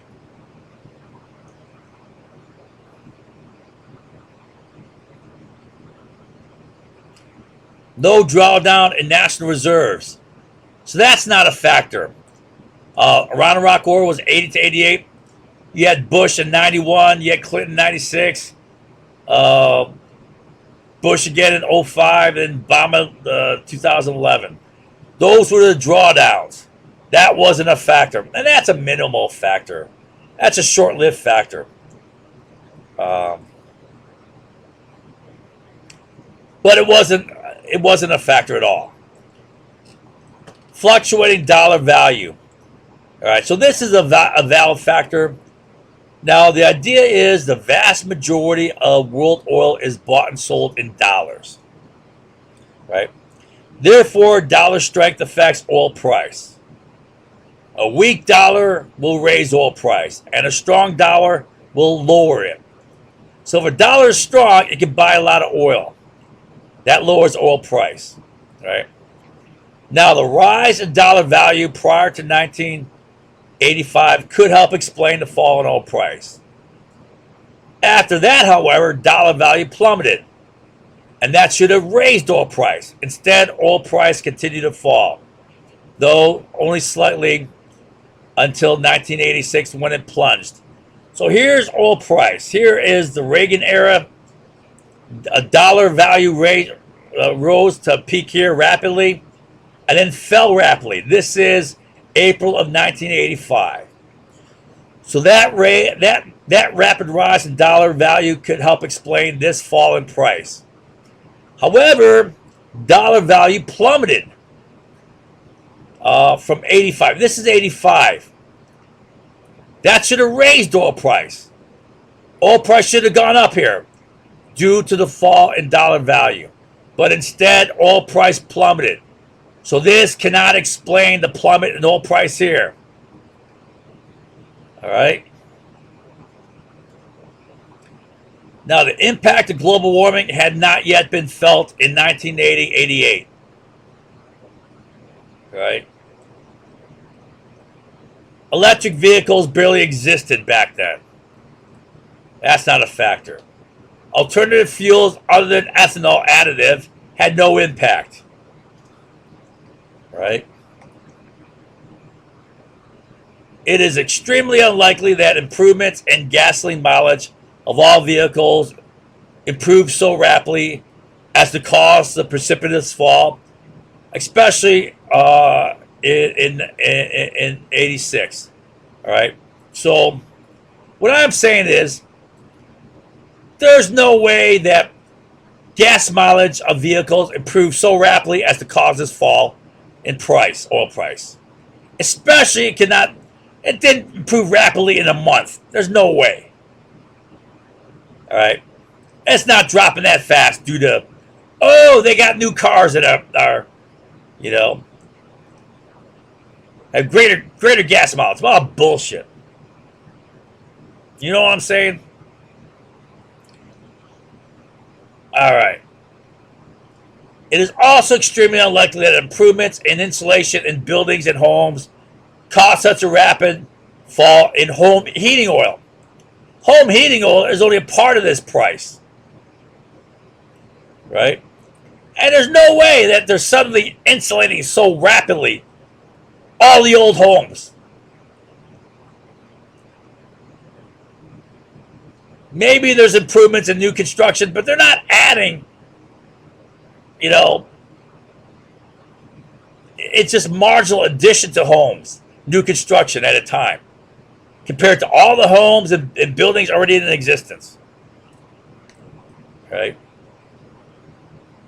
There's no way they're improving insulation that rapidly to cause that rapid fall in price, especially within a month there.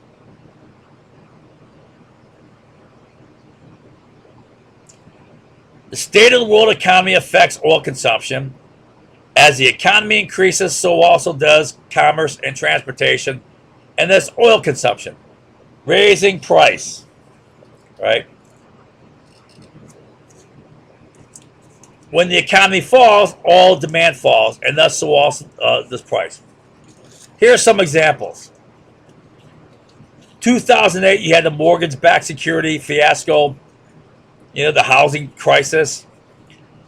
And in 2020, you had COVID-19. So here's the economy, economic growth, times a factor of 10, so it's visible. Here's oil price. Blue is economy, brown is oil price. Right? Obvious impact is the economy crashed in 2008, 2000, 2007, 8, 9, right? Okay. Look at oil. Oil price crashed. Recovered as the economy recovered. And then in 2020, you had COVID that killed the economy. All right. And the economy crashed in 2020. Oil price crashed right here. All right. So I want to examine this chart in a little greater depth so you get a better understanding of what's going on with oil price here. All right. So first thing I want to do is make sure you understand that this is based upon yearly data. It's not monthly data. So it's rougher, less precise data. Remember how I showed you this drop in 1986 was within a month? Bam! Right? Here it shows it over a year because this is yearly data. Well, it didn't really happen like this. It happened like this. Bam! Straight down. All right. So A is the OPEC embargo of oil. Prices slammed high. Stayed relatively high. Then you had the Iran Revolution. Prices slammed high. Then here you had the start of the Iran-Iraq War. Now, the Iran-Iraq War is not the only factor contributing to this fall in price. You had a weakening economy. You had a strong dollar.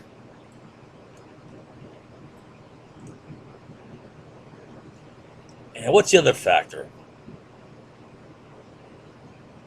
Oh, North Sea. You had rising amount of North Sea oil. Alaska was pretty much, Alaska rose a little bit, but North Sea was increasing more, right? Those four factors can explain this fall. Now, the economy started recovering in 83, right here. No, right here, right? So this fall cannot be explained by the economy. The dollar peaked in value in 85. That can't explain this fall. 86, North Sea oil. Combined North Sea U.S. oil started to fall. That can't explain oil being low down here. That should have raised price. Right? Then D is when the world economy started recovering. E is Iran's offensive in the Fall Peninsula. Right? That brought it down fast. F is the end of the Iran-Iraq War. Oil price started going up. Then you had the first Gulf War here. Right? That destroyed OPEC. Oil price fell. I mean, you could say it fell more steeply, but this is artificial. This is artificial created by the Gulf War. So maybe you could say it fell from like here down to here. So the war had an effect on destroying OPEC. I'll explain this in greater detail later. That brought down oil prices. The first Gulf War was effective in lowering oil prices. Now, what happened during this time? Soviet Union fell. Oil production out of there dropped. That should have raised oil price. Plus, you had the Asian economies taking off, especially China and India, but also Singapore, Thailand, South Korea, Japan, and I don't know who else. Right? Oil prices should have been climbing like they are here. But no, they fell. That was due to OPEC being flat on its back. And then this is when two things happen. OPEC got its act together. OPEC reconstituted. Also, Asian economies were recovering from the Asian financial crisis. Right? So oil prices started going up. You had slight recession. And this is a period of tight oil. I mean, low spare production capacity. Asian economies are especially taking off, especially China and India in the 2000s, but also other countries like Vietnam was taking off in the 2000s. That's small. That's much smaller though. So there's little spare production capacity. Here you have the financial crisis, 2007, 2008 financial crisis, right? Then you got a recovery, oil prices going up, but here fracking starts to take an effect. More and more fracking, prices starts coming down, but then here is this drop here is due to Saudi Arabia waging economic warfare against the frackers, bringing prices down, right? Remember I said that caused frackers to lose production volume? All right, so that it dropped off.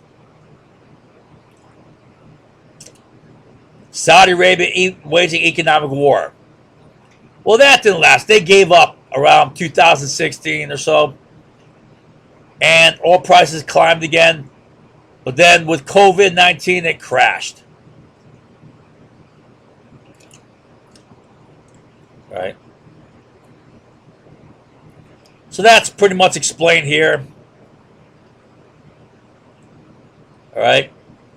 Now, what I want to focus on are the four factors that were in effect during Iran-Iraq War. Here's the start of the Iran-Iraq War. End of the Iran-Iraq War is here during this period.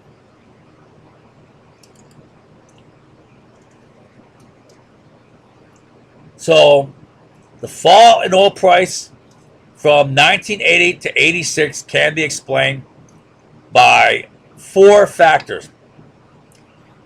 From here to here, that's Iran-Iraq War, economic slowdown until 83, then it rose, rising dollar until 85, about here, then North Sea oil rose until 86, right? However, from February 86 until 1999, end of the war, the fall in oil price can only be explained by increased Sunni production after Iran seized the Fall Peninsula. The only explanation for this big drop and staying low until the end of the war is Sunni overproduction, right? That's due to the war. So the war had this big effect here. I mean, it had some effect here, but it's hard to say how much because there's other factors, right? There's the economic, the dollar factor, and North Sea Alaskan oil, right? But from here on out, there's only one factor. That's the war. All right? All right. Now, four key factors. By 1983, the world economy had recovered. From 1985 to 1988, the dollar value plunged. Right? This should have raised oil price. This should have raised oil price.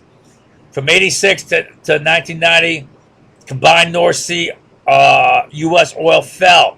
That should have raised oil price. Only the Iran-Iraq War and massive Persian Gulf overproduction explains the fall in price after 1986.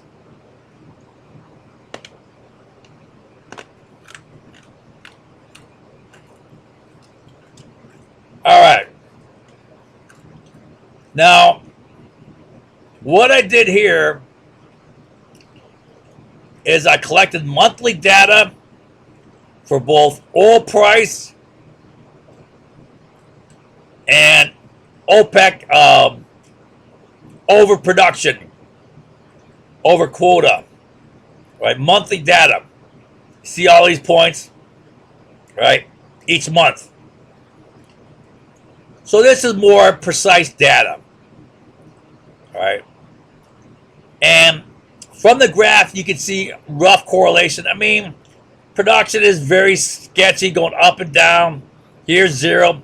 It's up. It's down. It's up. Right? It's down. But from here on out, it's up. You see the rise in production here, overproduction. Here's February, right? And the big jump is in February. Oil prices fell, right? And it stayed low.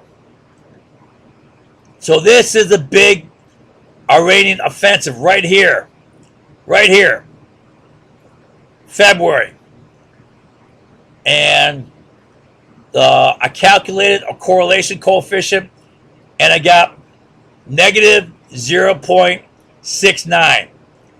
That's borderline strong to very strong. 0.70 and above is the highest category of strength. This is right on the border of the highest category of correlation strength. Very strong relationship, right? So this is pretty solid right here. I mean, you can see it in this graph, right? All right. So did the Iran-Iraq war cause overproduction of oil, which dropped oil price? Iran and Iraq were not the only nations involved in the war. You got to keep that in mind. Saudi Arabia, Kuwait, UAE, and Qatar were also involved, right? I'm sure Bahrain was involved, but Bahrain's a minor player. And these nations were fighting a proxy war against Iran, who threatened spread of their Islamic revolution and overthrow of, quote, corrupt Arab monarchies. That's what the Ayatollah called for. Overthrow of these corrupt Arab monarchies. Saudi Arabia, Kuwait, UAE, Qatar supplied war loans to Iraq and in some cases weapons. In February of 1981, Iran accused Saudi Arabia, Kuwait, UAE, Qatar, and Bahrain of financing Iraq's war effort. And that was true. They were doing that. Gulf nations, by 1982, had provided Iraq with $16 billion worth of loans. And that's still early in the war.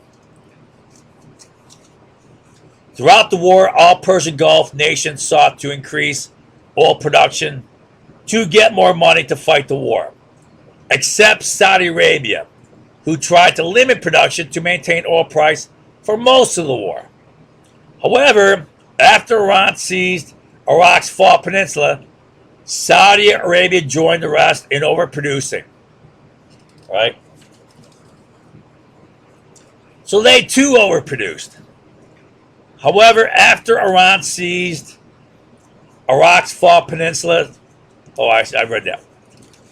Both Kuwait and UAE overproduced for almost the entire war. And they stepped up their production in September 1985, then significantly increased production after Iran captured Iraq's Fall Peninsula. Iran began the war with overproduction. However, in 1983, Iran's production began to slip, as actually what happened was their quota went up by 1 million barrels per day. But also, Iran's production capacity and transportation capacity were being hindered by the war, more effectively by Iraqi air power. Now, Iraq began the war by underproducing. However, by mid-1987, Iraq's overproduction became over 1 million barrels per day. That's pretty significant. So the war is adding to overproduction, which is dropping price. Now, we had also examined the trivial, inconsequential impact of the tanker war upon total Persian Gulf oil production volume. The Iran-Iraq War clearly and absolutely caused an increase in oil production, which lowered oil price, especially after Iran's 1986 victory in the Far Peninsula. Right? Everything I showed you absolutely proves that the war helped increase oil production, especially after Iran's capture of the Far Peninsula, which was assisted by the USA Reagan administration's provision of intelligence and weapons to Iran.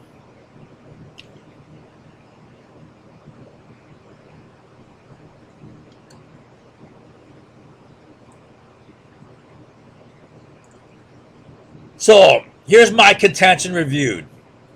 The USA, having reached peak oil production in 1970, having lost control of oil price to OPEC in 1971, having had the U.S. economy devastated by the OPEC oil shocks in 73 and 79 due to loss of control of oil price, the USA needed to find a new way of regaining control of oil price, or at least finding a way of taking it out of OPEC's hands.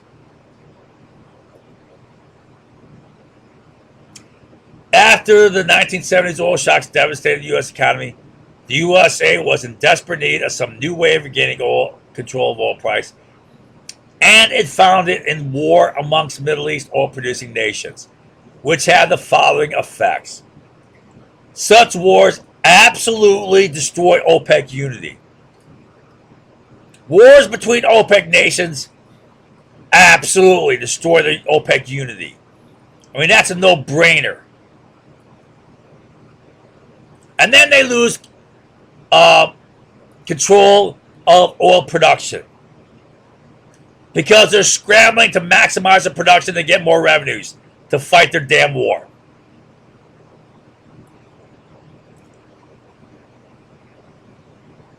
And it's not just the OPEC nations, but other nations not at war who are supporting them, like the Saudi Arabia, Kuwait, UAE, and Qatar, and Bahrain. The high consumption of costly weapons and munitions requires big increases in oil production, which lowers oil price. Such wars create big debt, like Iraq's debt, that can be used as leverage to, one, increase oil production, which lowers price. Two, it can destroy OPEC itself.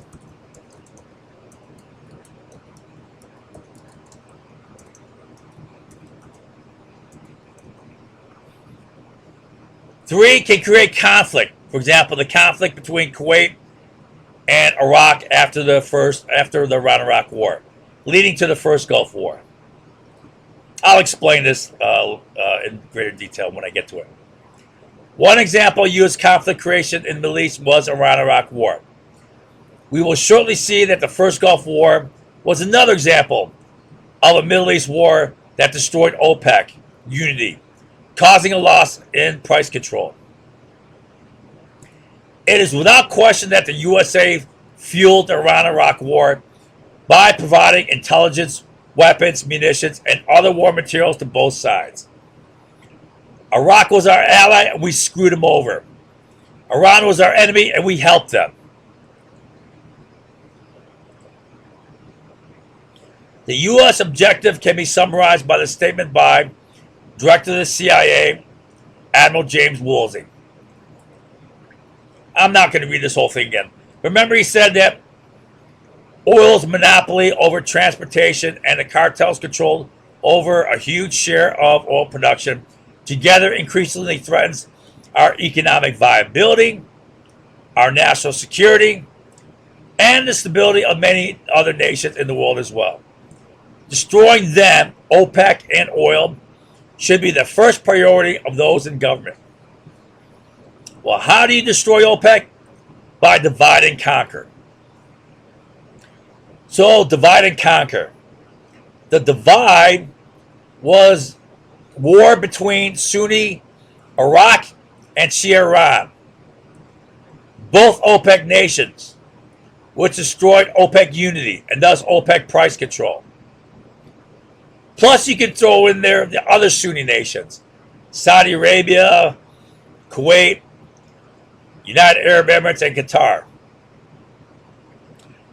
The USA conducted divide and conquer by fueling both sides of the war, providing intelligence, weapons, munitions, and other war materials to both sides throughout the entire war. By 1982, Gulf State had loaned Iraq $16 billion in war loans. By late 82, Iran was winning the war. This posed a threat to other Sunni nations, Saudi Arabia, Kuwait, Qatar, UAE, because Iranian leaders, including Ayatollah Khomeini and President Bani Sadr, declared Arab monarchies illegitimate and un-Islamic and pushed export of their Islamic revolution, threatening overthrow and posing an existential threat to these Sunni nations.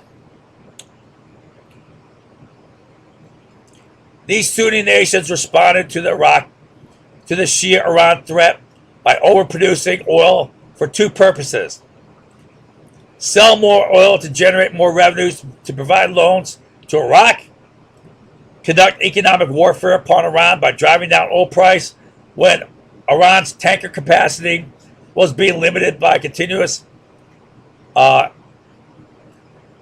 Iraqi air campaign. Iran's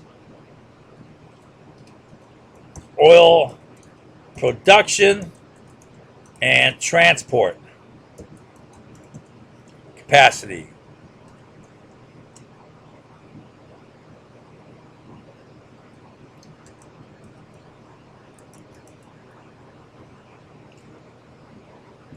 Sunni overproduction leaped significantly after Iran's successful 1986 offensive, in which they seized Iraq's vital Faw Peninsula.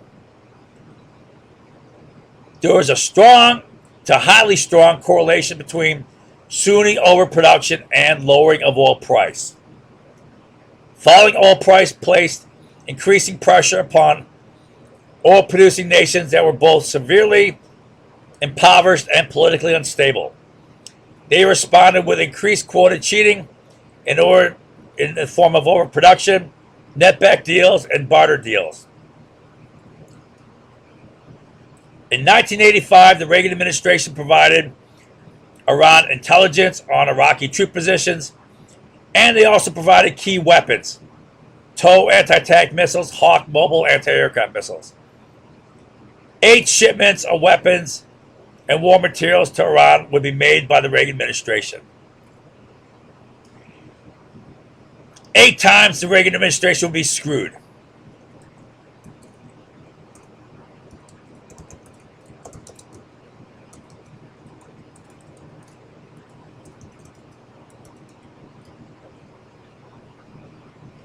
Every damn deal they were screwed, and they kept making them. In providing Iran weapons, the Reagan administration violated 4 laws. I'm not going to read them all.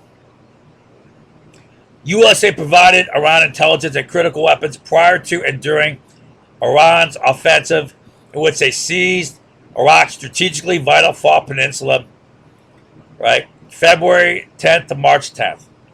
Why? Iraq no longer has access to the Persian Gulf. It cannot ship out oil from its southern oil fields.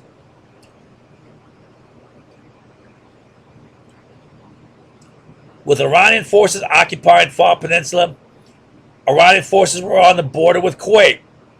So there's Kuwait right here. They're right on the border with Kuwait now. In fact, they got there February 12th. 2 days it took just to cross there. With Iranian Having lost export of oil through the Persian Gulf, Iraq became more reliant upon war loans from other Sunni nations, increasing Iraq's burden of debt, which became the key causal factor for the Gulf War. Iraq went from a $33 billion creditor nation before the war to an $86 billion debtor nation by the end of the war. A flip of $119 billion. That's huge. Having lost access to the Persian Gulf, Iraq began pumping oil to Kuwait to be shipped on Kuwaiti oil tankers. Iran rightly considered Kuwaiti tankers carrying Iraqi oil an act of war and began attacking them. Remember I showed you the 3 attacks in 87? But keep in mind, there were only 5 Iranian attacks on Kuwaiti tankers over the entire course of the war. And the overall impact of the tanker war was insignificant in terms of total Persian Gulf oil export volume. Right? So here shows Iraq's war debt, $86 billion total. $278 billion percent of the GDP. That's a huge, right? I mean, USA right now is getting close to 100% debt to GDP ratio. They're 3 times that.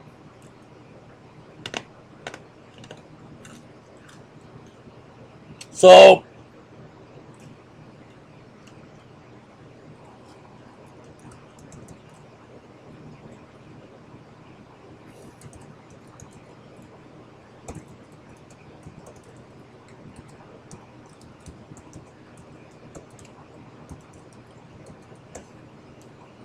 with Iran's threat to Kuwaiti tankers, the Reagan administration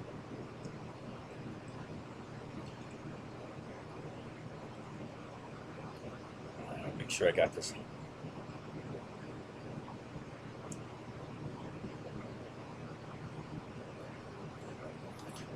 All right.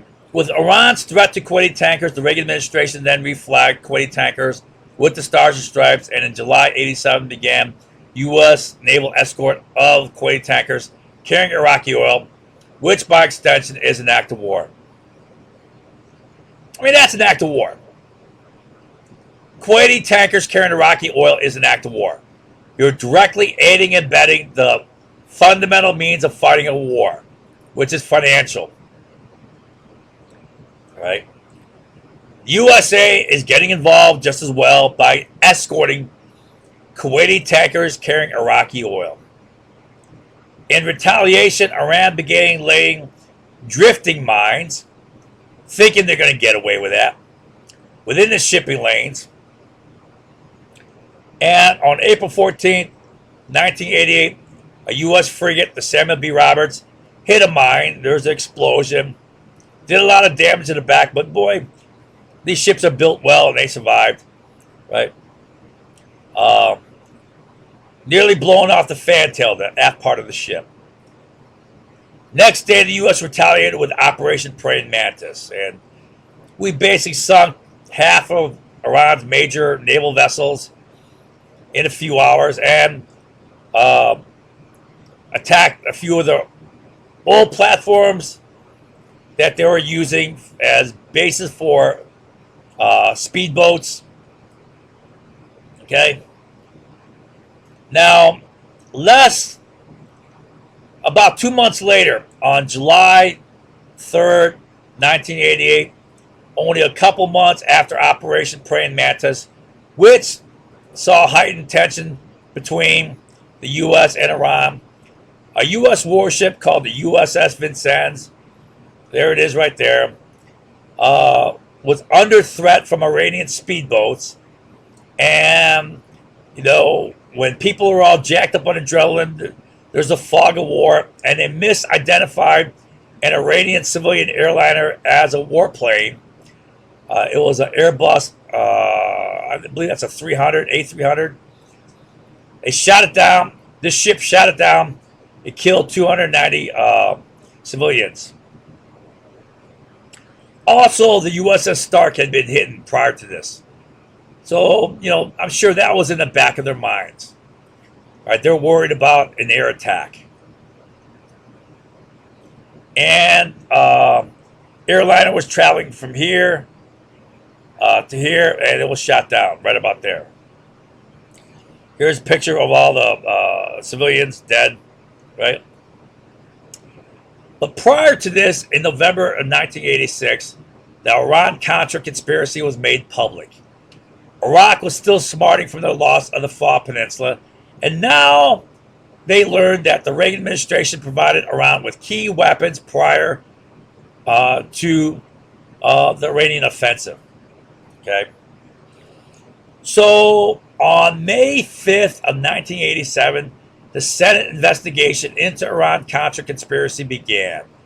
Hauling before the bar, Reagan, Poindexter, Norris, Secord, McFarland, all the players involved here, they were all dragged before the bar, forced to testify.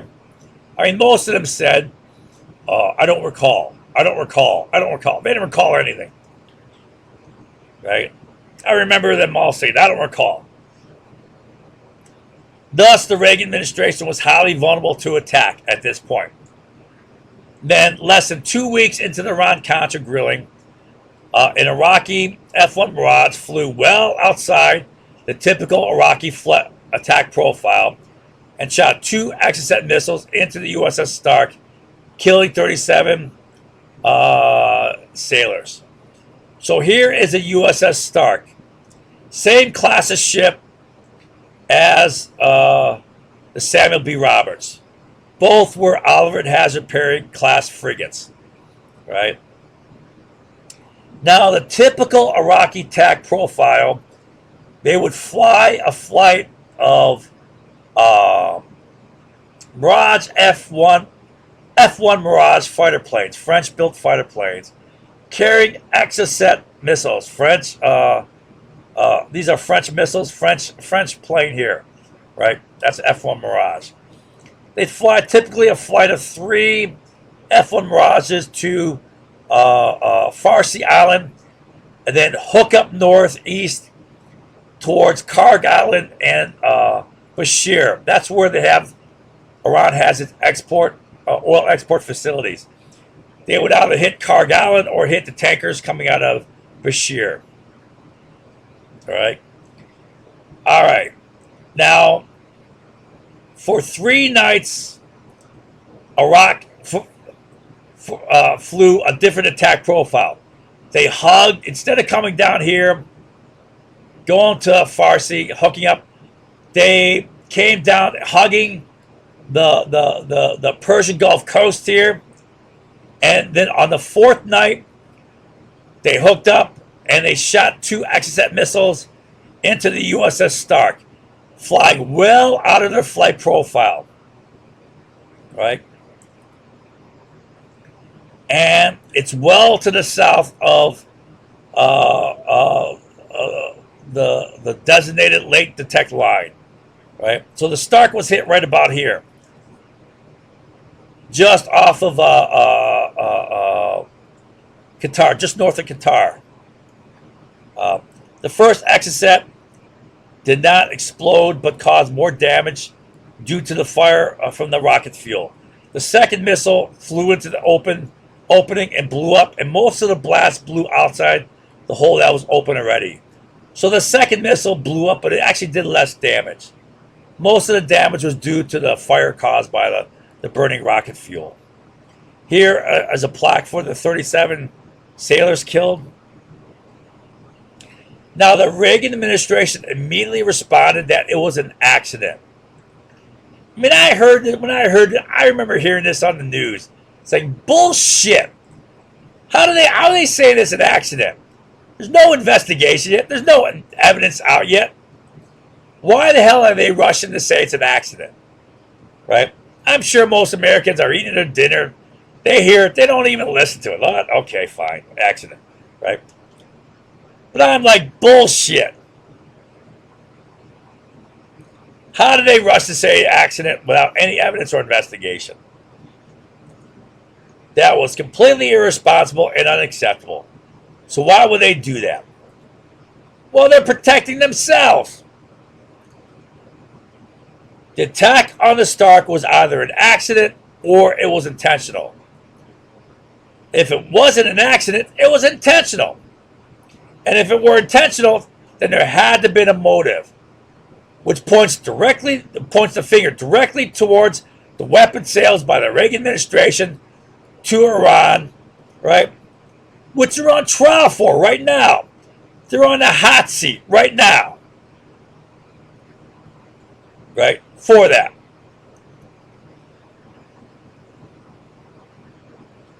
Right? So in other words, if the Reagan administration rightly claimed that an attack was intentional, then they would point the finger to blame at themselves for the death of those 37 boys, right? They'd be responsible due to their dirty arms sales to Iran, which they're on trial for right now. Then they would be responsible for the death of those 37 U.S. boys. Now, of course, the Reagan administration wanted no part of that, so they rushed to say it's an accident.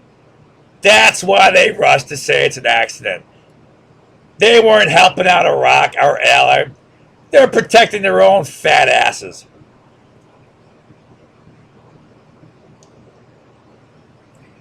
I mean, there was an investigation later, but it found, oh, it's an accident. You know, that's a bullshit whitewash investigation. So, of course, the Iranians professed it was an accident, right? They said, oh, it's an accident. Sorry, we didn't mean it. Bullshit. Iraq had clear motive. We screwed them over with intelligence and weapons to their enemy. And they lost their vital Fall Peninsula. You bet they're going to be pissed. Iraq had the perfect opportunity with the Reagan administration vulnerable, on trial, on the hot seat, in front of the whole world to see. Only less than 2 weeks into the investigation. Then Iraq took extraordinary measures, flying way outside their typical flight profile for 3 nights, then hitting the Stark on the 4th night. Bullshit, it's an accident. It was premeditated murder. It was payback for us screwing them by helping Iran. But it was also deterrent. See, we can get you. Don't get us again. Tell the Reagan administration, don't screw with us again, or you'll get more of the same. In claiming it was an accident, the Reagan administration ducked all responsibility for the death of the 37 boys. And they got off scot-free.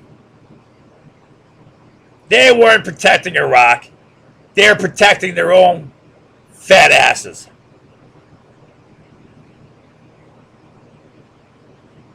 So when you play dirty games, things get messy. A lot of people get killed. And the USA was leaving behind a bloody trail in the Middle East. Don't tell me the USA did fuel conflict in the Middle East then. You'll say we'll fuel it in an unbroken chain that runs up through the Iraq invasion war and a war against ISIS.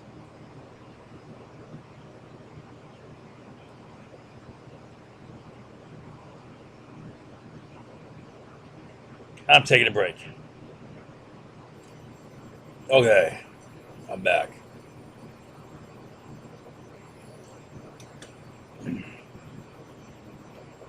So here's a review. The Reagan administration supplied military intelligence, weapons, and other war materials to both sides of the Iran-Iraq war, fueling the war. The Reagan administration directly supplied weapons to Iran in 1985-86 in violation of 4 U.S. laws. All four stated reasons for the Reagan administration's sale of critical weapons to Iran were entirely bullshit. Release of the hostages, bullshit. Aid to the Contras, bullshit. Iraq winning the war, bullshit. Soviet threat to Iran, bullshit. Given that all four stated reasons for the arms sales to Iran were factually proven to be bullshit cover stories, there still had to be a real reason. I contend that the war between OPEC nations has proven to be an effective means of lowering oil prices, which is both great for the overall economy, but especially beneficial for the major oil companies. First, an analysis of oil price factors proves that the only possible cause for the radical and rapid drop in oil price in 1986 was a vast increase in Sunni overproduction. This is supported by a strong to highly strong correlation coefficient. Right? I went through those factors. I showed you how none of the factors were relevant except for the war after 1986. Only four factors were relevant during the early part of the war.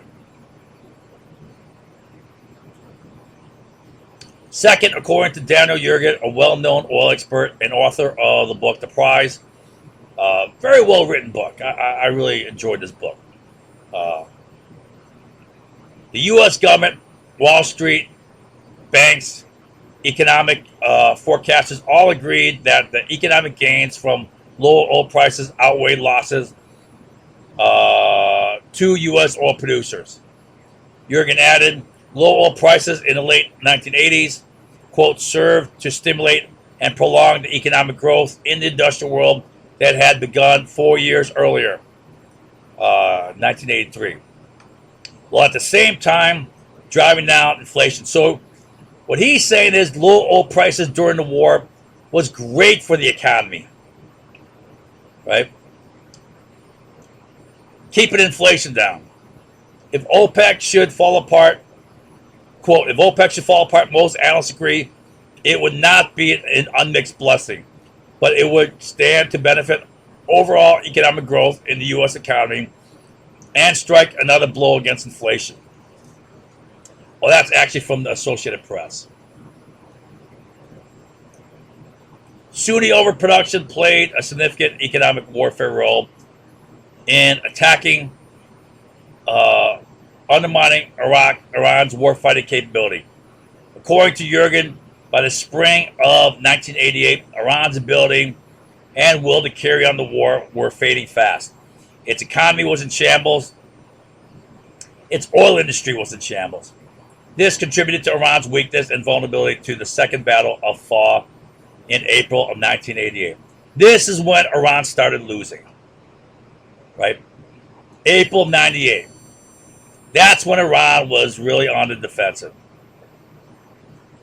They lost the fall, which they took away from Iraq. They were kicked out. Iraq's economy was devastated as well, turning Iraq from a creditor nation, $33 billion creditor nation, to an $86 billion debtor nation.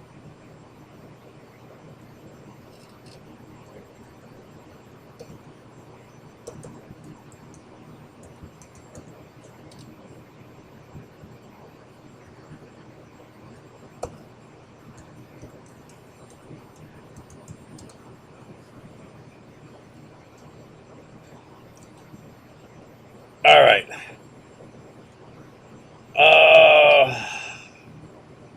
So here are some things that show it. This is Iraq's military expenditures during the Iran-Iraq War. High military expenditures. This is its imports. High imports. This is its oil revenues.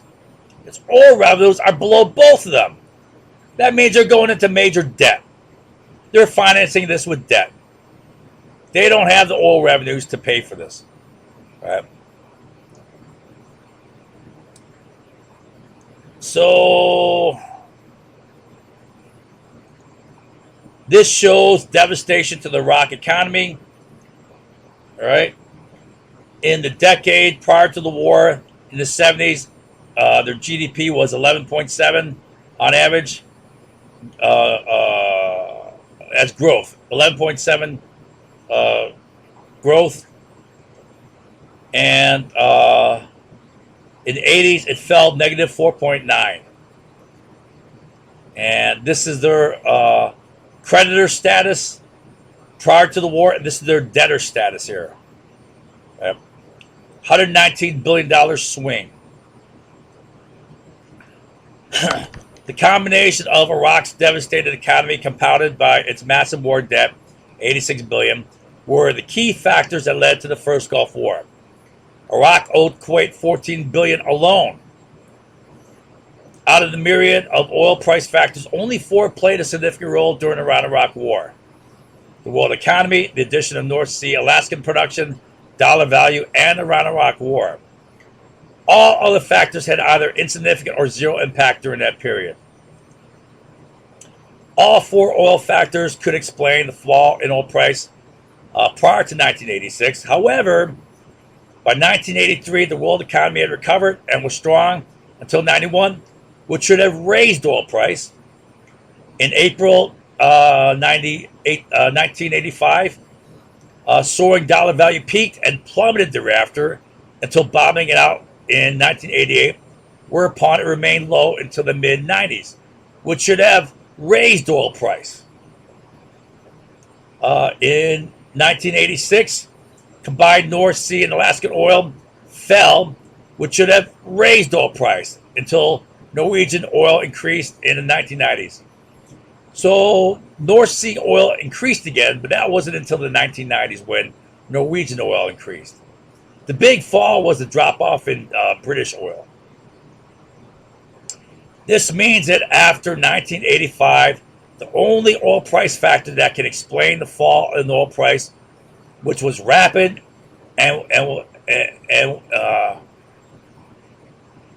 was the rapid increase in Sunni oil overproduction immediately after Iran captured Iraq's Fault Peninsula.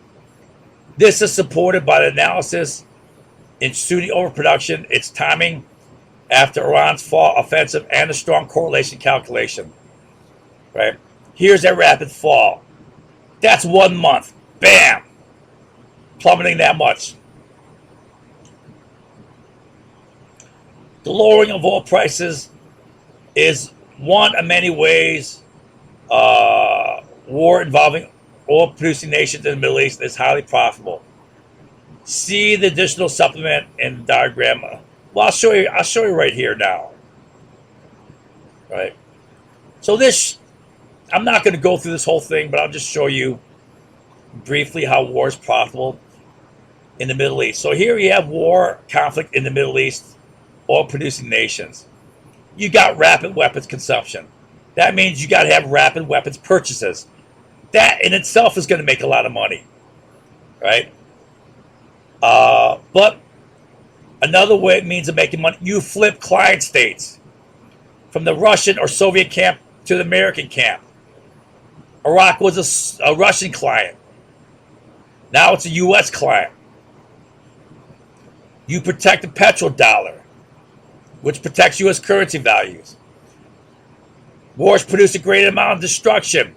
You monopolize reconstruction contracts. Like Halliburton, KBR, Bechtel during the first Gulf War. Monopolized all the damn reconstruction contracts. Right? You increase the need to sell oil for reconstruction, for purchasing weapons. Whatever reason, you got to sell oil. Oil prices fall. That's great for the economy. That's great for oil company profits. Right? Helps with the balance of trade. Helps with recycling currency. Helps with the petrodollar, as we said. You help protect the petrodollar. You get contracts for log cap. Halliburton had 100% contracts for log cap. You get contracts from private military security contracts like KBR. You finance debt. You make money from interest from debt. And I'll stop there. There's other ways, but I'll stop there. A lot of ways of making money off of war. Not just oil in the Middle East.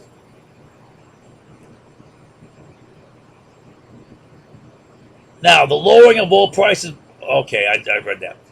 First, detractors will say the tanker war damaged oil production out of the Persian Gulf.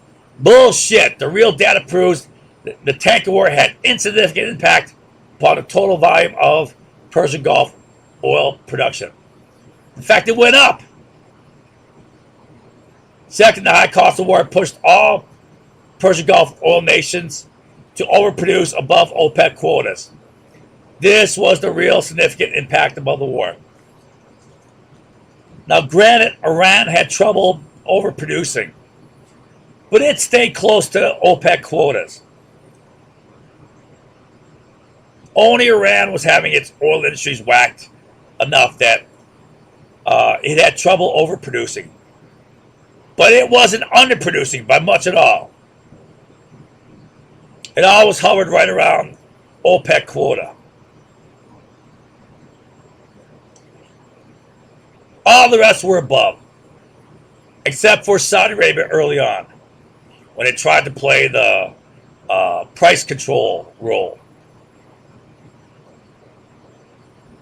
Third, the war did not threaten the volume of Persian Gulf oil, given Saudi Arabia's vast production capacity. Fourth, other Sunni nations were threatened by Iran and therefore fought a proxy war against Iran by floating loans to Iraq. Fifth, to finance these loans, Sunni nations overproduced oil for increased revenues. Sixth, by overproducing oil, the Sunni nations drove down oil price, thus waging economic warfare against Iran, whose production transport capacity was being hampered by effective Iraqi attacks.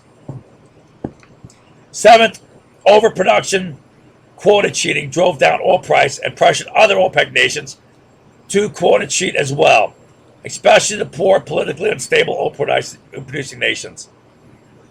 8. All this busted OPEC unity, undermining its ability to control price. Finally, the Iran-Iraq war caused oil prices to fall, especially after Iran's capture of Iraq's Fault Peninsula,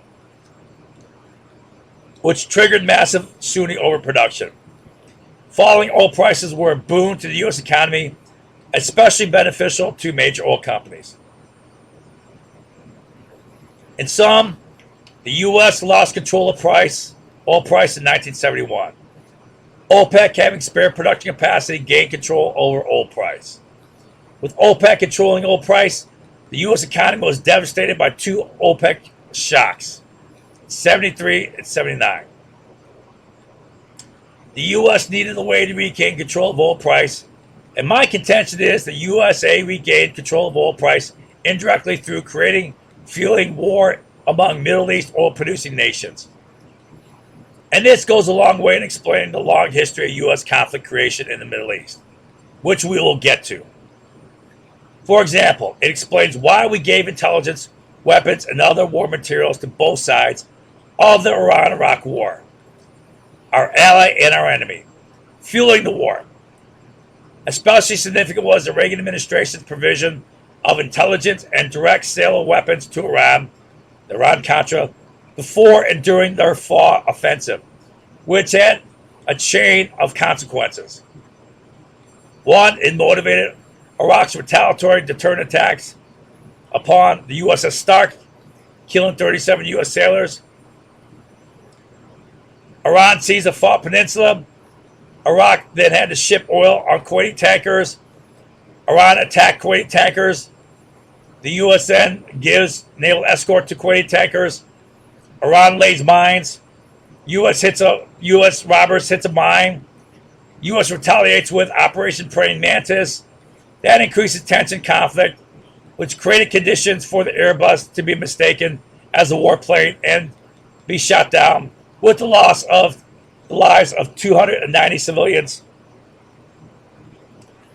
U.S. provision of intelligence, weapons, and war materials to both sides helped fuel the Iran-Iraq war, expanding and prolonging it especially with Iran's capture of the Fall Peninsula. Iraq cannot export oil via the Persian Gulf. Iraq debt goes up. The key factor, and that was a key factor that led to the first Gulf War. So we then helped fuel the key factor that led to the first Gulf War. The first Gulf War was the basis of 4 out of bin Laden's 5 reasons for attacking the USA on 9/11. That led to the war on terror.